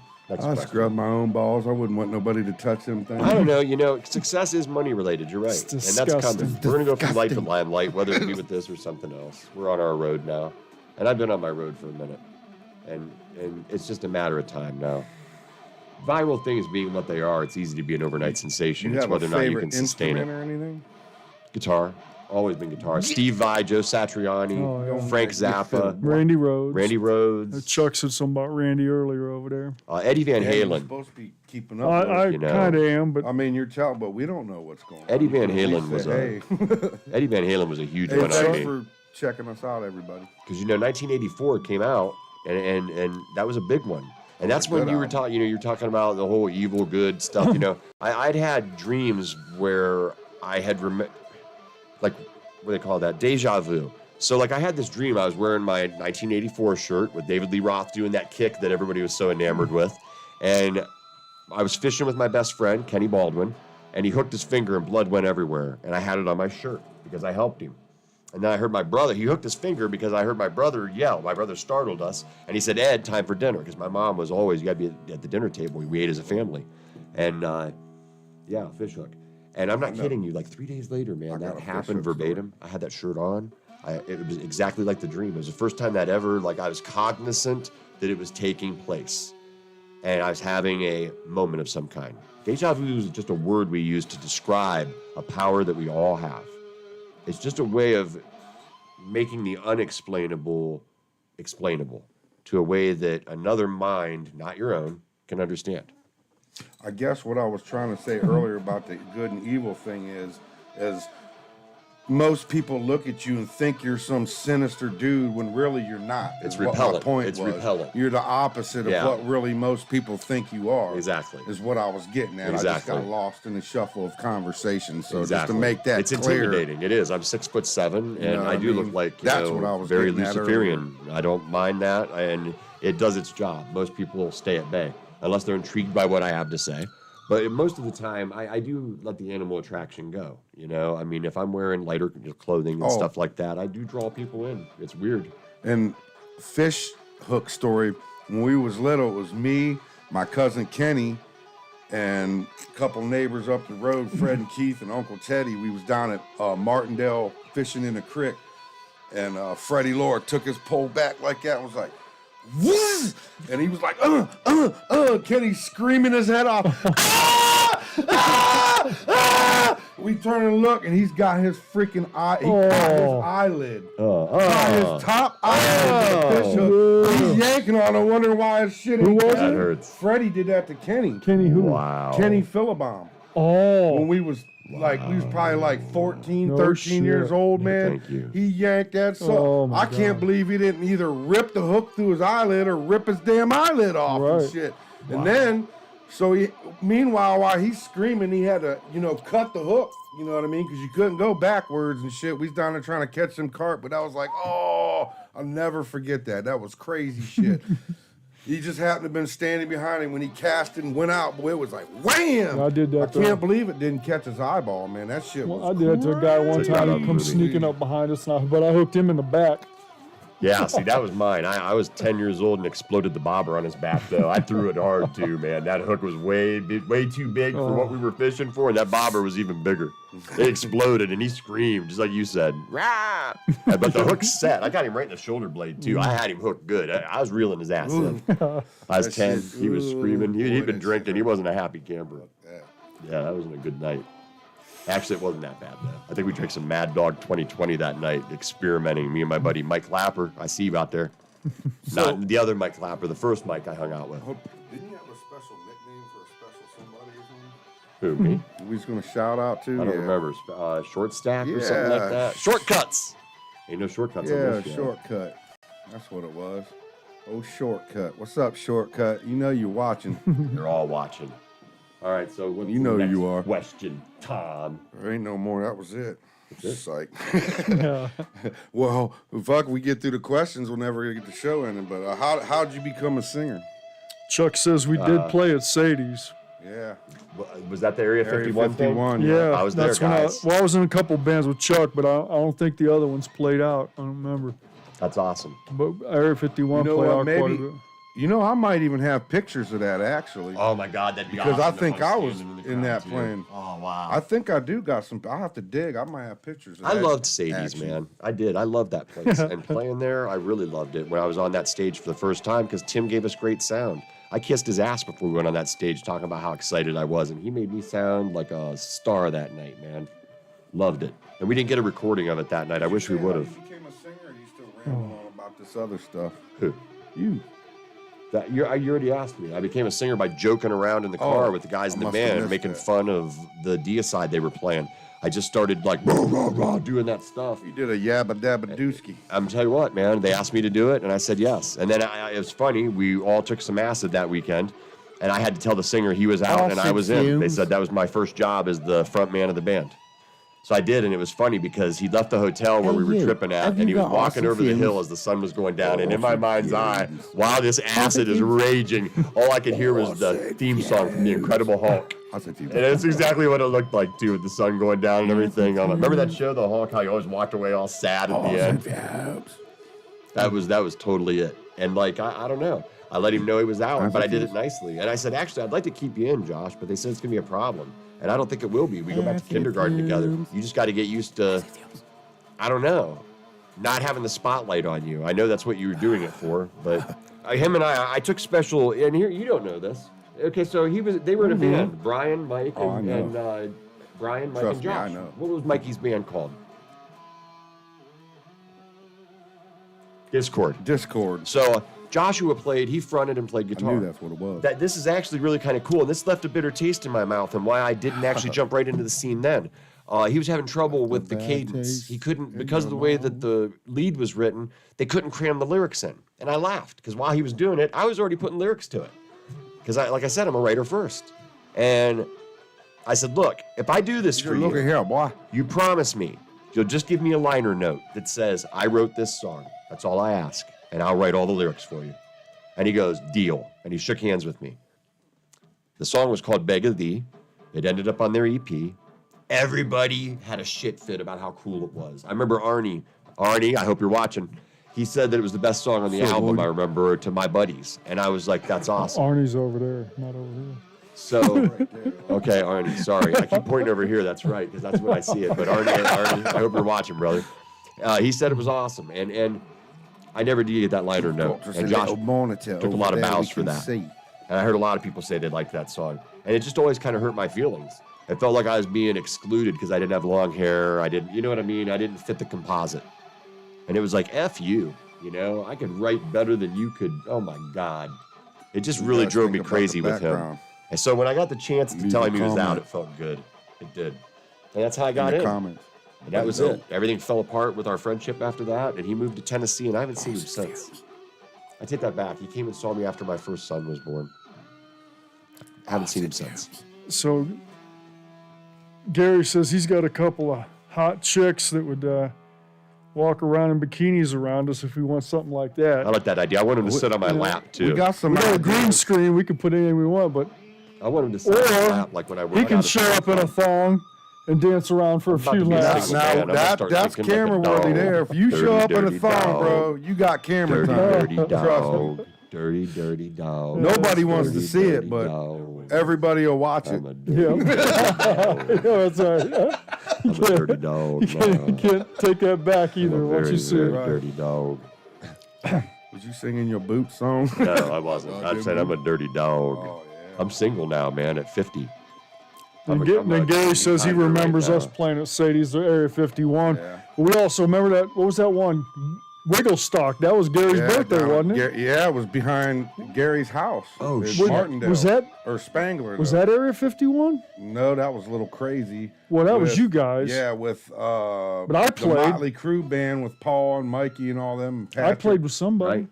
You probably got up and played with us. I think Gary partied with us. No, because we played. You got cut off. We ate mushrooms one time. We played a whole band set. Somebody We ate played acid one before. time. Maybe it was one of Chuck's bands. That's what I'm saying. It was probably Area 51. It's the same Gary. That could have Or been. could have been. really But I remember learning all his tunes in Severed Nerve. Maybe I had to do it for that gig or something. I don't I can't remember. remember, but yeah, because there was them guys and the Motley Crue. Because when we went on, we was in All two right. songs in, and the cops showed up. We was like, oh, like really, dude? And then like Chuck's that. wanting to know about what our opinion on if Randy Rhoads was still alive. About those What locals. would be the direction of metal today? That's Chuck's question to us. Yeah, yep. What my kid's doing over there. Neoclassical. Would have had more of a classical flair because that's the direction he was headed, if you ask me. It would definitely have a different turn. Look, he's all sneaking in on the camera on the side. Oh, look, he's getting him some. Oh, you ain't gonna flash me over. I'm gonna go ahead and get in the side. How you like me now? Yeah, it's hard Well, to you're say. a ladies' man, Ed. I mean, look, Eddie Van Halen took So what's your groupie a count? weird turn in with the keyboards and whatnot. They're at the late right. 80s and early 90s. Dodge So that question. That's right. you think Randy would have stuck hard to his No, he's experimental. classical? I think he was experimental. I think he would have Go burned with the out flow? doing the same shit over and over. I think he would have explored the way Classical he does, and disco? he would have taken us with him, man. I don't know. I mean, I heard that Quiet Riot stuff that he did. I saw a lot of that stuff too. That was a little, I little just weird. think that like he would have progressed. I think the classical thing really set a fire under his ass. And that song D that he wrote for his mom, that's on the tribute album, the Ozzy tribute album, the outros and like all that stuff at the end, where it was just him. I don't know. I really think that we would have seen some really amazing stuff. I think in the future with him had he lived. Yeah, That was it's like really a hard to say. real like effed up tragedy that he had to go out that way. I mean, we all got to go out, but like to go out that way as an apex predator, because he was. I mean, he was Eddie Van Halen of that time. Like, I don't know, but you lived through it. So I read Circus Magazine. In 4th grade, I discovered Circus Magazine and Hit Parader. So I was buying them all the time instead of comic to books buy after that that shit, and too. reading them in like 4th grade and 5th grade. I was writing already Hanging up and the reading posters on already. the walls. And, oh, yeah, they were all over. I drove my mom Hell nuts yeah. with that stuff. What was it like having both of them current? Eddie Van Halen and like, because people were like, who's better? Yeah, it was a battle royale. They was the whole rivals in time. California. Yeah, the whole time it was a battle royale. They was between them rivals. two. Right? Who was on the magazines the most? I don't know, man, because they were both my They were- favorites. Yeah, and they I both couldn't- had their I own couldn't thing choose. going. That's what it was. It wasn't even like Obviously, who's better. I liked Van Halen first because they had albums out first, and Right. I didn't know about the Quiet Riot till after the fact. Right? But Blizzard of Oz came out in 10th grade. They was So, just I on mean, a different set and of then railroad tracks. Diary was that's all. 11th grade for me, They're so both badass. Now, yeah, that was amazing shit for sure. 1986, 87, I was 13, 14. Andy the Rock replaced Randy Rhoads in like the arcana of great guitar players Who in did? my mind. Andy the Rock, the guitar player Oh. for King Diamond. He had really good guitar players when he was in Merciful Fate, which I'd heard first, Melissa and some of that other stuff, but it didn't really leave a mark yet. It was King Diamond's Them, because it was theatrical. I was a theater kid first. So like that just pulled me. I mean, Kiss, Alice Cooper, there's a progression here, And then my dad actually got that at the library because he used to go to the library and check out a shit ton of records, and then whatever I liked, I could listen to. And if he found something he knew I'd like, it would be in front of my stereo when I got home from school with a note on it as to why I should listen to it. Listen to the guitar riff, you're going to love it. Or he wears makeup like you're into, you'll love it. And that's what the King Diamond one said. This guy screams his head off, wears makeup, but the guitars are really loud. You should absolutely love it. And I did. And that intro, look, the old bitch is back. I mean, my little brother heard that and about shit himself. And I was in. I was like, oh, yeah, I love this. I love this. Scared the hell out of them. They were out of my bedroom after that, man. Oh, yeah. But I heard that opening riff in Welcome Home. And man, that was all she wrote for anything else. I'd already heard Metallica on Z-Rock 107.3. We could catch it out of Cleveland down in East Canton. If you listened real hard, you could dial it in. And I was good at it because that's how I figured out about like punk rock. I got to find out about the Circle Jerks and the Dead Kennedys and Henry Rollins and all his shouty stuff and all that stuff. Plus, I was with the skater kids. I carried their ramps. I wasn't into the athletics. I couldn't walk and chew bubblegum. But I was big at that point. I started hitting my growth spurt, and pretty soon I was like bigger than all of them. And like me and the other big dudes would help move their shit around for them. But even though I wasn't really smoking weed yet and hanging out like that yet, I was still kind of a good little. They called me a good little church boy, and I was into the music, and I knew the music better than they did, so I got respect for that. That kind of I was allowed to play because of that. Anyway, I thought I was supposed to dress up and you were supposed to down dress. You over here. I just wore my power Son colors of a tonight, bitch. and this is down for me, brother. Son of Come a- on. son of Oh, a- this is a hoodie. This is down dress. I got sweater. Fender instead of Marshall. That's down. Like I said, don't forget next week we're gonna have Dave with us. Works with me at Chuck's- Gattuso's, and that dude is a funny sumbitch, boy. We'll be dying. Oh, God. I hope we leave him on a high note. Man, the last question you just totally avoided, which was, you're a What? ladies' man. What's your groupie count? And I'll be realistic. We played about 18 shows, 15 hoes. shows. No. I'm a romantic. No, So I'm it's got to just be kismet. There has to be something there. If there's nothing there, I don't use people as the best way of putting I like it. that essence, boy. Right Now, I'm right not going to there. say that my neck, head boy. count, I lost track at 35. So, You know what's up. but that wasn't as a band guy. That's just overall. As a band guy, probably maybe half those numbers were casual sex with groupies.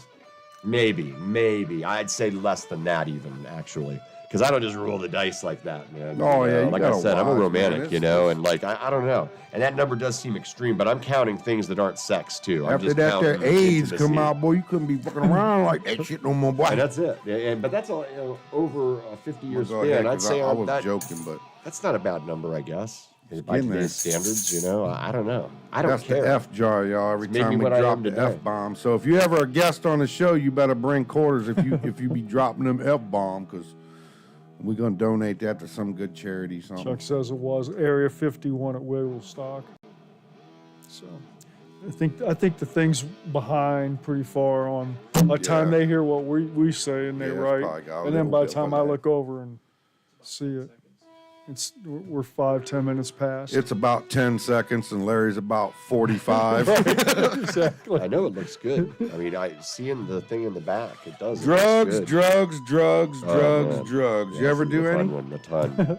Did you ever do any drugs, Ed? I had a drug problem. I'm not even going to try and mask it. Like, I got into downs because I'm wired for sound. So when I was young, I found out like I couldn't Tylenol, do that NyQuil, all that stuff will zonk you out, and it would Chug it calm me like them down enough Xanax to- bars, boy. I could sleep and not have that horrible insomnia that I always had. Because I developed insomnia young, anxiety young, because my mind wouldn't stop. So, I found out I could medicate myself young. And then after that, yes, I was always looking at that side of things. That was always the one that always made me feel good. And then, cannabis came along when I was 18. And I loved 18, cannabis. what a late Waited. starter. Yeah, it was. Now, I was offered when I was 11, doing the lip sync thing Yeah. at Crest IGA, Joey, RIP. He'd come out and listen to us, the owner's son, on his breaks, and he's like, Eddie Badinsky, hit this. You sound like a superhero. And I was 11. I heard all that propaganda growing up. I was like, I can't, man. I'll turn into a drug addict. And he laughed his ass off about that. Shit, Larry was pissed off as a baby when they swaddled him because he couldn't roll one up. Again, I came from a very strictly religious household. And I had a mom that ruled with an iron fist. Okay? I didn't stop going to church until I was 18. She from Russia? No. She was you born on said Bear iron. Mountain on Germany? Christmas Eve and was actually born on Christmas If Day. you know them Russians and them My Germans, dad's they birthday is the build same shit. day as mine, December 5th, Iron if you'd like Fist. to know that. Yeah, And they were married on Halloween Eve. I had a lot of nice mysticism all around me. I like it that way. we started real early here in Shantytown. I was getting ready to say, didn't you start as a very, very Oh young my age? God. Yeah. Well, I'm a big believer in it now. When I That- ran that for mayor, John I ran on Cheeks it. fella. That was John. Yeah, I smoked my first one with John in 3rd grade. That some bitch and influential some bitch. Which, you 3rd know- grade, boy. Of course, he was supposed to be in the 10th grade by then. Smoking that shit. Yeah, he was a little bit older. I found it late, but I found it with the exchange student, Lars. Lars, I hope you're seeing it. Lars. John was the only one in 3rd grade with a beard and a mustache. Chuck says his dad would have to donate his check to the swear jar. Right. But I had something slip It'd to be me on that night, too, payroll and shit. hallucinogenic. Huh? I had something slip to me the first time I smoked because the guys were older than us, and we were at a big party. We threw Oh, the best boy. parties, and I got pulled in this back room with a guy who was kind of like my older brother, and he was out of school for a few years, and he's like, "You want to get high?" And I was like, "Yeah, I'll get high." He wants to get high. He keeps telling me before he goes back to Norway, he wants to smoke some weed. So we got blazed, and then we went outside, and everybody from the party had kind of started petering out, and I took my chair because I had my own chair there, and I was chilling out, And the host, who actually owned the home that we'd been watching for him, came out and he's like, he had something special, he said. And I don't remember what was around in 91. This was in 91. I heard mescaline was, but I didn't know you could smoke it and catch a visual from it. This had to be something else, I thought. But whatever it was, I'm going to tell you what, that's another thing. I wanted to try acid really bad after that because my buddy was playing Mario 2. I think Mario 2 was out Ed, then. what happened when you took And this acid? damn Mario jumped out of the TV and onto the mantle, and then it ran down the mantle. Yeah. And I was like, I'm all in, baby. I was like, this is cool shit right here, man. And like, I don't know, I'd heard the rumors and stuff, and I have a strong mind. I wanted to test it and just see how strong it really was. I ate this acid and I was talking to this here tree. That some bitch said So some drugs, weird yes, shit to me. please. And then I had a lot of illness. I've had blood That tree cancer. tried to get me naked. I've had blood cancer since I was 19. I still have it, and it'll never go away. They'll name it after me. It's an anomaly. I'm 1 out of 5.5 million. I've lost my right first rib to it and my right kidney so far. It's all what they call bisectional. Comes off the subclavian, the main vein off your heart. I know all this stuff. Is Yes, that true. why you wanted to take your teeth out? I knew it. I was still thinking I took my about teeth that. out because I took blood thinner for 12 years and they dissolved from the inside out. So a soft banana would have broke them, my dentist said right before he passed away. I'm very lonely. R.I.P. Dr. Q, Dr. Cohen, good man. And he let me know that I probably had an underlying health condition. And then I took cancer. I told my wife that I'm divorcing now to take out cancer insurance because I think it's what it is. And it's going to manifest really bad. And it did. Within 2 CAT scans, boom. So yeah, I'm a survivor, dude. And I developed a drug habit because of it. I was on Percocet for 14 years. And I kind of hated what all those drug addicts did to that drug because I really needed it. They were taking it so they'd stop Right, shitting their pants right. because it's an analgesic. You know what that means? It means when you stop taking it, you shit your pants. So people that need it and can't access it, You coming out? Oh, first things first. Where's the crapper? I kicked morphine at home. I had a 140 milligram a day a habit that they stuck me on after the first surgery or just previous to the first surgery. I kicked it home, took 5 days, and I couldn't hold down food or water on day 6. And my mom told me I was going to die. I've And I got said- crap. Where's your shit up? Well, you're right. I haven't eaten anything and I haven't drank anything. So I went to a picnic they were having for June 1st. That was when I got my kidney diagnosis, which was so ironic. But this was preceding that. And I hadn't eaten or drank anything. And my brother's buddy was there. And I'm surprised I hadn't thought of it. He goes, dude, I got the medicine. And he had a fat joint. We got high, downstairs, shot a game of pool. I turned into Motor Mouth Eddie. And we went upstairs. I ate 5 cheeseburgers and I pounded 7 or 8 bottles of water. This show does not reflect the views of this sumbitch sitting right here. So then there's that. And I kicked morphine after a year and some change. And then I did it with methadone. I understand why the rates are the way they are for the veterans that come home and get on that stuff because it's 1% quit rate. And I'm in that 1%. And I did it at home on my own. So if you're having issues, drop a line, man. The light at the end of the tunnel really is there. You come out the other side. Right here, I'm proof. I got decades of this shit under my belt, and I'm still alive. And I plan on sticking around and tormenting y'all for a little longer. So Oh, we're used gonna to tear some shit up around here. So out of all music, what's your favorite music? I always say all of it. I love Marvin Gaye. There's something about his voice. My dad played him a lot growing up. Puts me right in a great frame of mind, man. I love the City reggae. Blues one. I That's my buddy. love it. I love any Motown. My dad played a lot of Motown and doo-wop. Alice Speaking Cooper, of Motown and $1 Million doo-wop. Babies. 2 weeks, Chicken Coop Live, Starlight Band. They're gonna be in here doing some Motown and some doo-wop.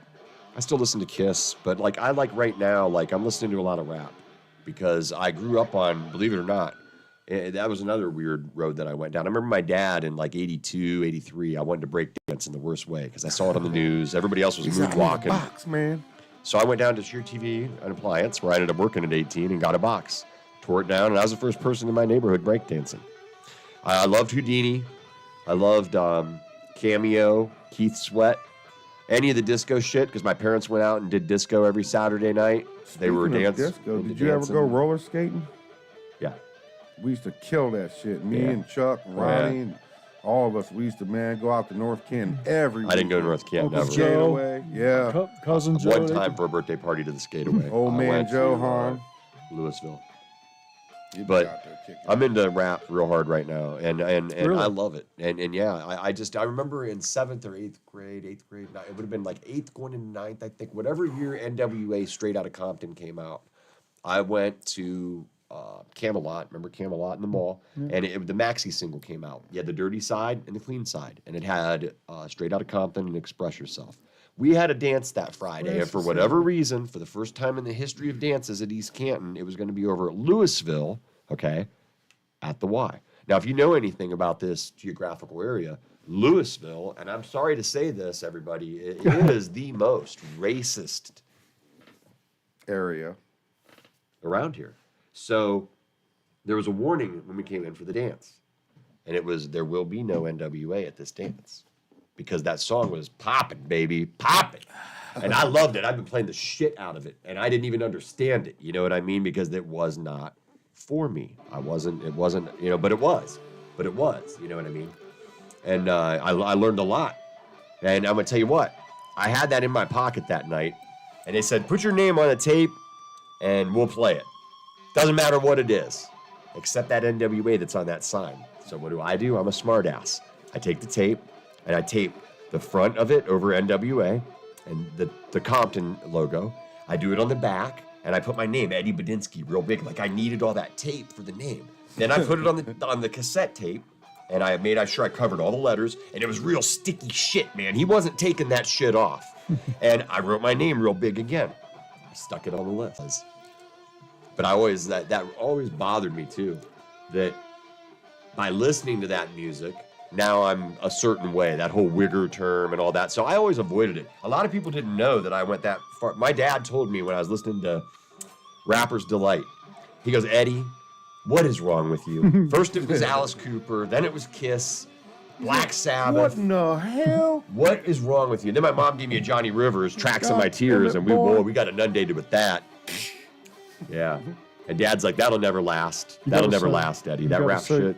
N-words with attitudes, is that how you got to do it? Yeah, right, you know? And like, I never... Are you allowed? You should be allowed. You That's, should be, ain't that in the... If you're white, you ain't tight. Kind of like when you was allowed to sing, now you're messing with a son of a bitch, Nazareth Hair of the Dog. Right. When you was a kid, Right. you was allowed to cuss because it was in the Just thing. because of the sound. So I mean, if it's we're in going to the- broach that topic, I talked to one of our artists about it. I don't want that word in our stuff if possible, because as a person who is not of color, how am I supposed to sing along with that?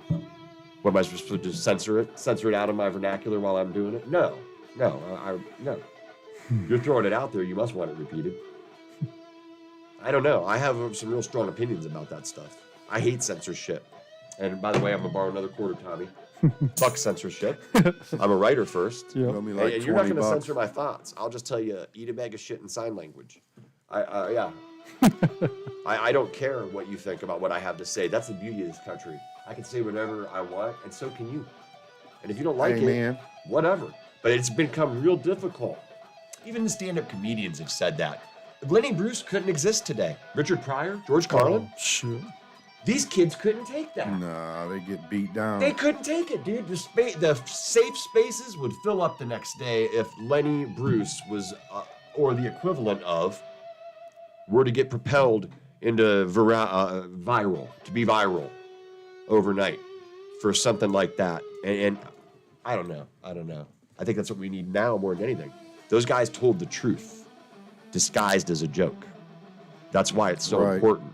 That's why Well, stand-up that's what comedy, Cat the court Williams is jester, doing. is so important. Only the what- jester can Ooh, mock back. the king to his face. That's what Cat Williams is doing. I'm not going to talk about that. But anyway, so you've been on stage, build stage, But I do tear love him, and I love what he stage did. down. I'm just not going to mooch off of him for hits, because Oh, he has yeah, 40 yeah, million I was off just of saying. one last week. He's so. funny. That's all I'm saying. Oh yeah, very. I followed him for a long time too. I love how he's so soft-spoken, but he's very high-minded. Like, you can smell your own. I tell you what, I'd love to talk with him for No about doubt. 5 hours, man. Him and old Upchurch. Sup, my holla boy. What was that last question you asked me? Not the groupie one. I said you've been on stage, built stage, tear stage down, and everything in between. Nice last question, right. What's your favorite part of it at 50, and what would the answer be at 20? At 20, it'd be the same thing that it is right now. I want to be an actor, so I'm going to get back into that. And I'm going to do what we're doing. I love this podcast stuff. I always wanted to be a DJ like you. I knew Todd Fisher. Pretty I was cool, always isn't it? putting applications in out there and shit, and they were always telling me to go to school, you know? And I just, why? I don't need school, man. Just show me how to run the stupid board. You run it, and we'll talk. How about that? Right. Let's try that on. And I bet Todd would have been all for it. I wanted to jump in that fish aquarium with him because I always liked Todd Fisher. He made it accessible.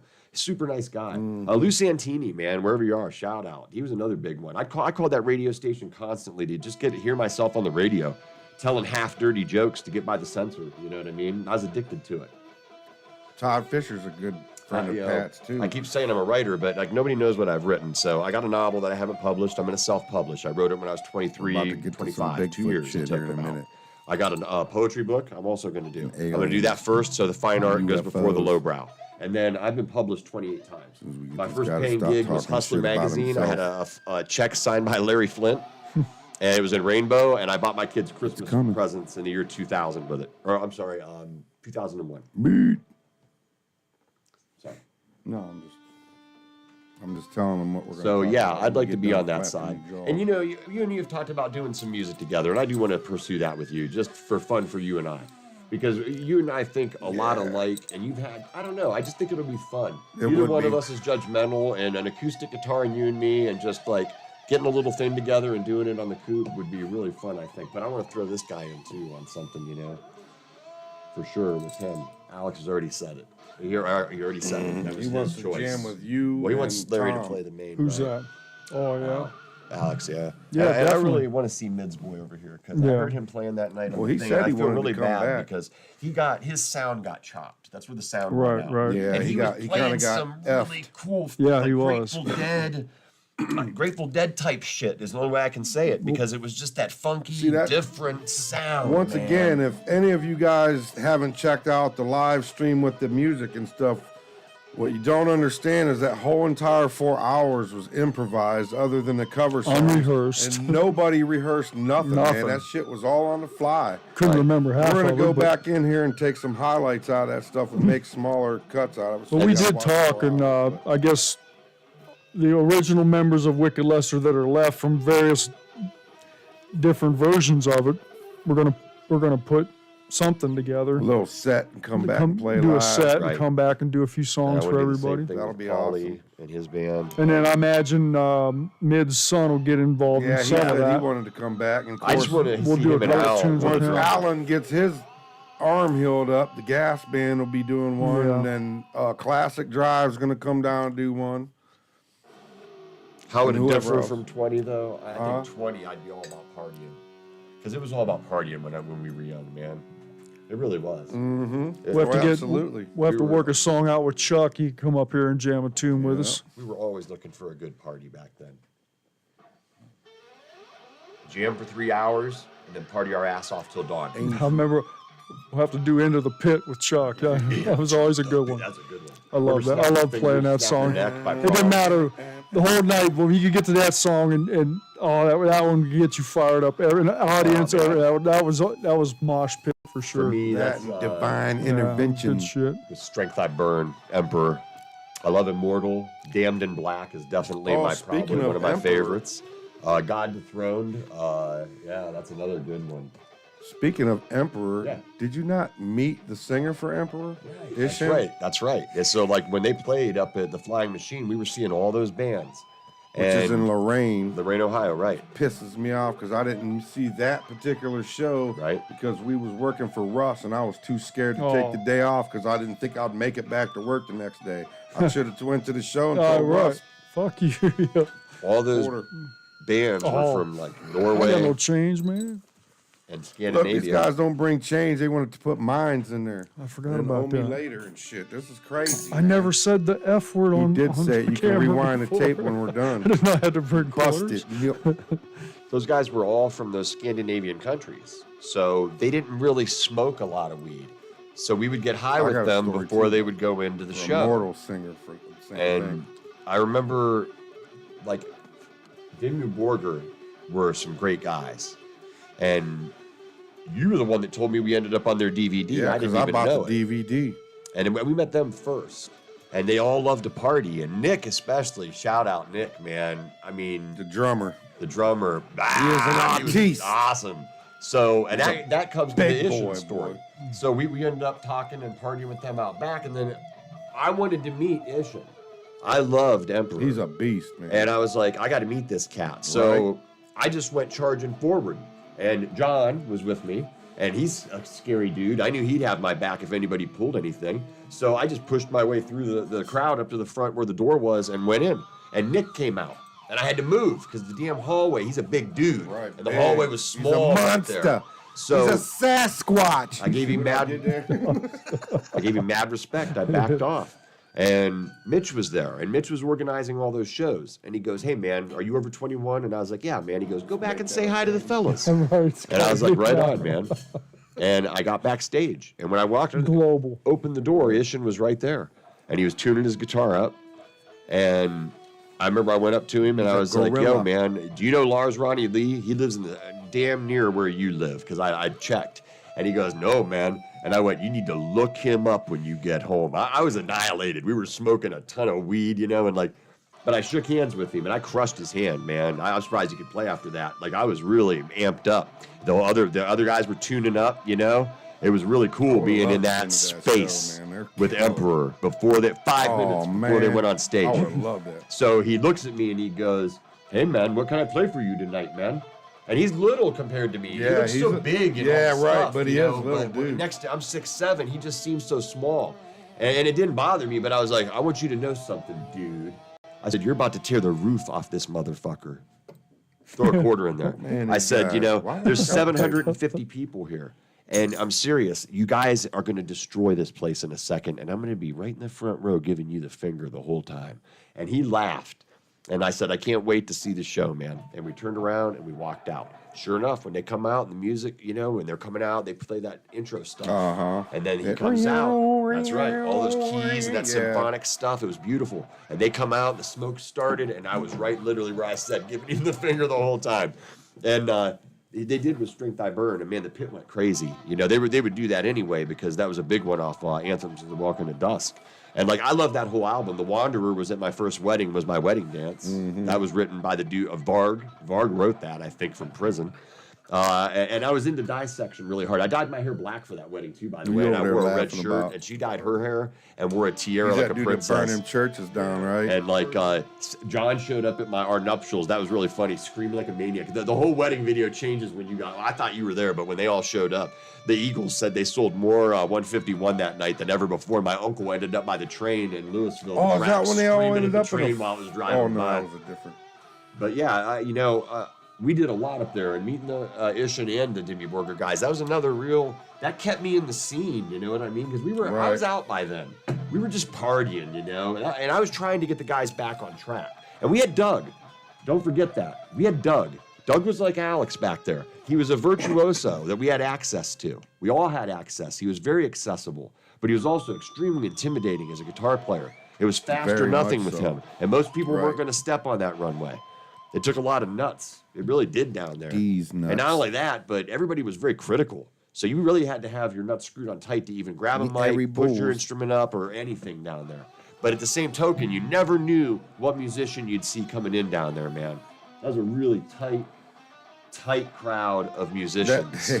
They had when you guys was on that DVD for Jimmy Borger. You Right. guys had what was his little kid's name? Drake. Drake. R.I.P. Drake. He's doing Drake's all gone that now, too. shit up on the camera. or Right, whatever. and he had that Sabbath shirt on, that vintage Sabbath shirt, and John drew all those witchcraft symbols all over him to get their attention, and it worked like a charm. Oh yeah.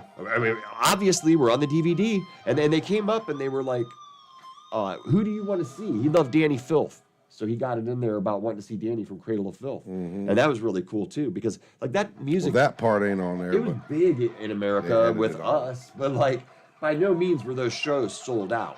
I saw Immortal. I saw In Flames probably 5 times, Dimmu 5 times. Immortal.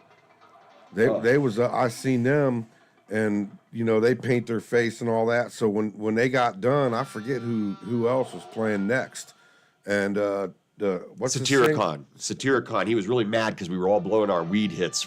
That's the one time we lit a joint because we loved those guys. And dude blew all his hits right in his face.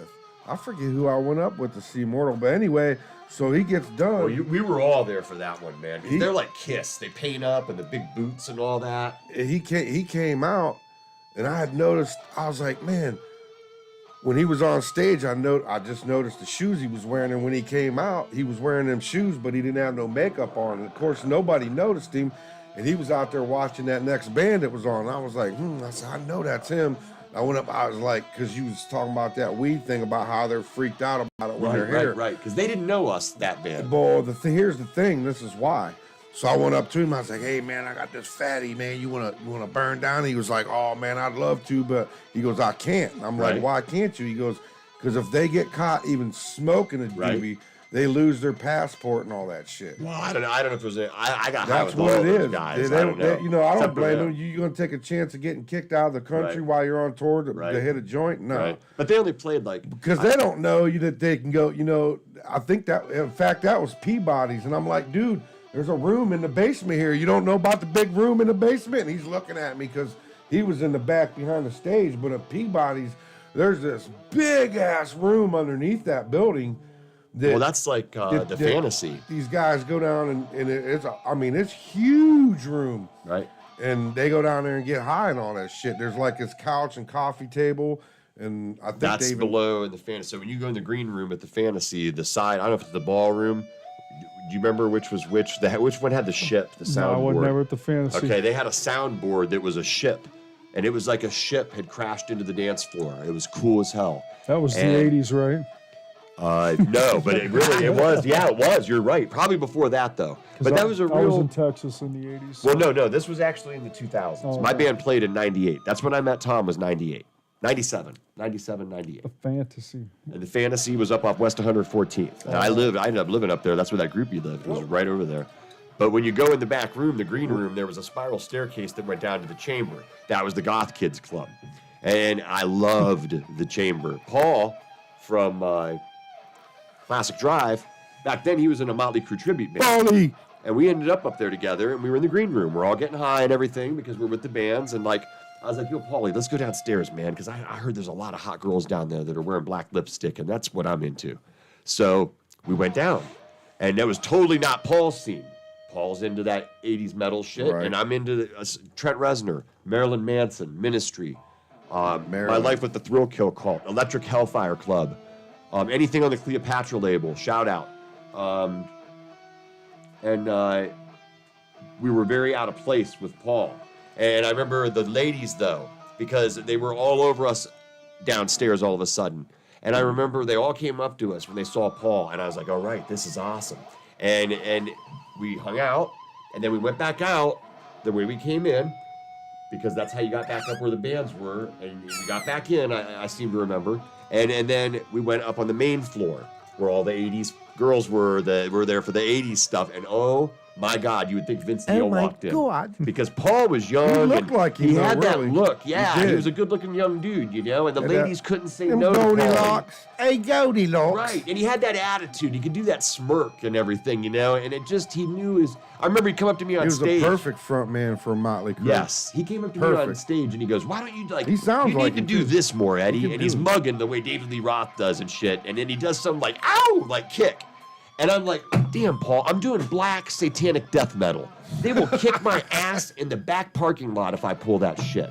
It's making a mockery of what we're supposed to represent or whatever, you know what I mean? So, I don't know, but me and Paul always got along. We did I'm not a lot of acid, but we did acid together a few times. I remember this one time well, you know what? I'll ask him if that's okay. I'm not going to out Paulie. I better watch. We'll save that for his interview. That for his interview, right. But, But you did say Marilyn Manson. Didn't you meet him? Oh, that's a good one, dude, too, because I was young and he was, too. It was before he was anybody. His cousin, Jason Johanning, and I'm name-dropping him. Shout out, Jay. I hope you're still alive, man. I haven't seen you in forever. I got their band, Tourniquet, the cover band, to open for my band. Man, it pissed all them guys off, and I got to re-meet Johanning, Jason. So Jason shows up at this party. It's the first time I was ever drinking. This is a great story. And They had a beer bong. I'd never seen one. Again, I'm a church boy, you know what I mean? So they thought it'd be funny to turn me on. So they loaded up with Old Granddad. Okay, and if anybody's ever drank Old Granddad, you know that's the best whiskey you can get your hands on. And they filled it up, man. They put half a fifth in, and I bonged it. And then they put in the better part of a 4 of a 6-pack. And then somebody had enough common sense to say stop. And then I bonged that. Well, the first bong hit me right after I did that one, and I was smashed. I went over to the basement, garage, whatever it was, the exit, and I sat down to get my breath because I was going to black out, I felt like. And it opens up. It turns out it's a basement set of stairs that go down to another bedroom. And this guy comes up, a wrestler type, all pissed off. Bigger than me, but not by much. And I'm a freshman. He comes up, pushes his way in because it's his brother's party and he's not invited. And he starts making a toasted cheese sandwich there. And I'm laughing hysterically because I'm annihilated. It's the first time I ever got drunk.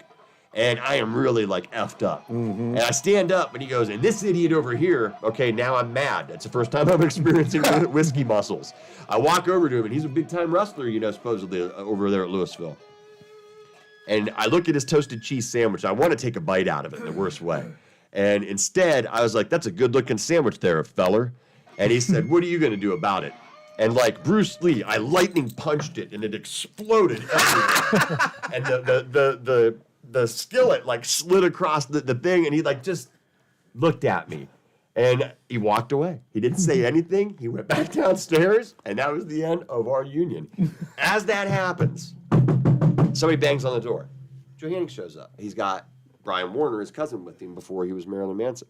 They come in. I am fucking trash, dude. Sorry, quarter. If I you know what? Maybe I do have for one. the love of and, God. and I am really destroyed now. I'm making an ass out of myself, and I'm really having fun. And he showed up, and everybody was like talking about how he was. I want to say he was saying Like he was quarters writing. around here. He was writing for a magazine then, and I was a writer, so I wanted to talk to him, but I was far too destroyed to do so. Like I couldn't. I was effed up. And they hung out for a minute, and I remember he gave me a funny look because I was just so sauced. He didn't understand it was my first time getting drunk, I think, and they left. And he probably doesn't even remember it, but it was kind of cool whenever he made it because Lindstrom's, where we all went, yeah, you musicians went there to get your strings and all your stuff in Louisville if you were from around up there. yeah. And he knew that I liked that extreme music.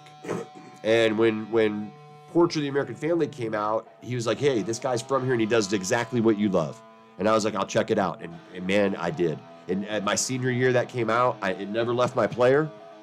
And I remember it left a real mark because I'd never heard that kind of sampling done. Right. I really liked that. And then, what was the big song on there? Beautiful People.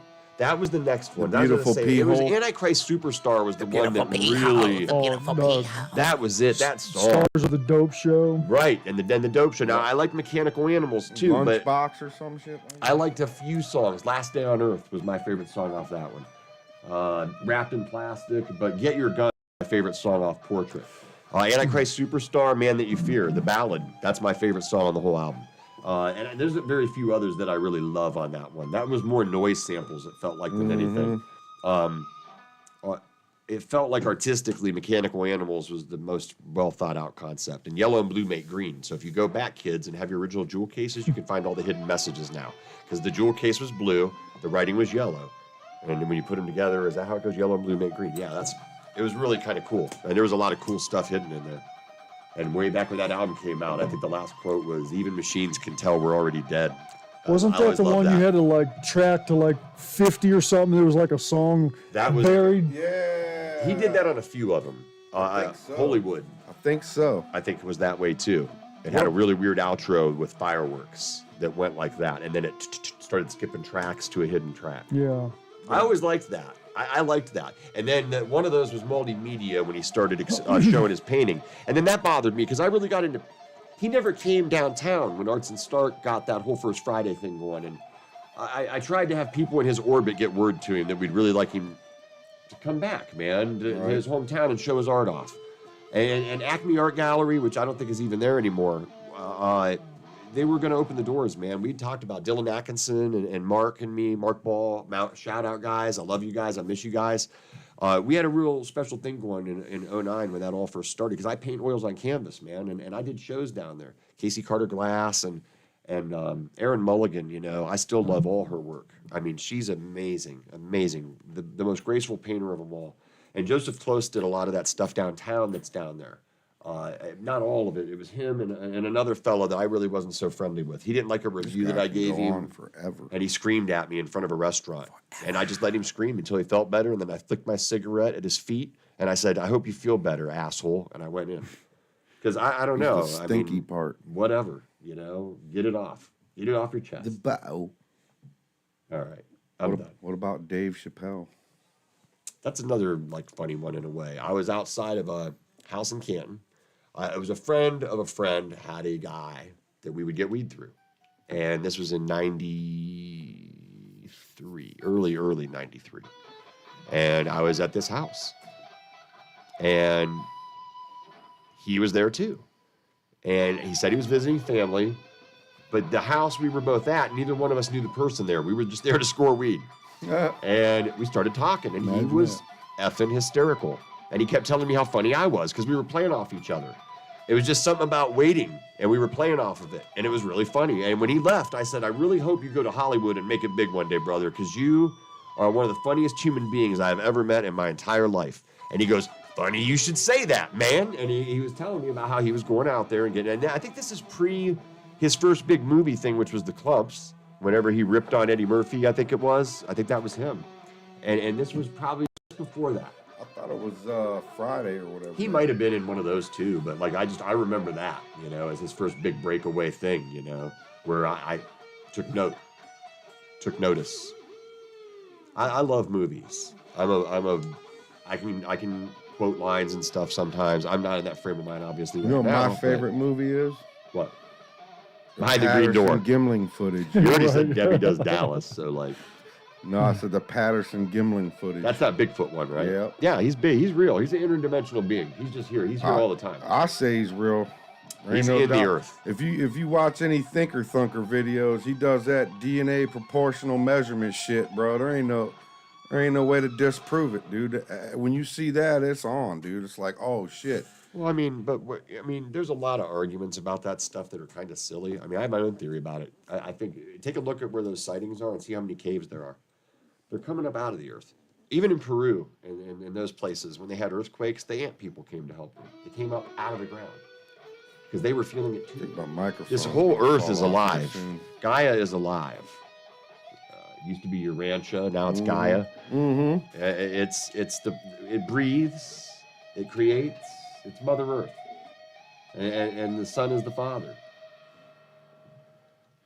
And you ever see a UFO? Go ahead. I don't know. You know, Bigfoot has been here for a while. I don't think that it's necessarily. Well, the Native Americans talk about them. Everybody. Well, they traded with them. Right. And at certain points, they did battle with them on their side. What do you guys think? Sasquatch, leave it down in the shows comments. Up. If you go on, you can go on and look at the great explorers. You know, they hide that shit in books, folks. I'm very literate. Read.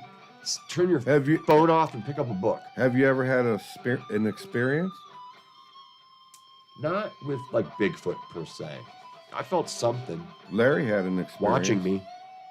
We were very remote, and it was. But you get that feeling. I had a really cool story from a friend. I wasn't allowed to tell Bigfoot stories at our campaways with Danny. Danny Rarick, shout out, because he'd get really upset. And he told us this story about being hunting with his dad or something to that effect. They were out, and they were very remote, down around Cambridge, Lancaster, way down south, where it gets remote when you get in the woods and scary. And his dad left him, I think it sounded like. And he had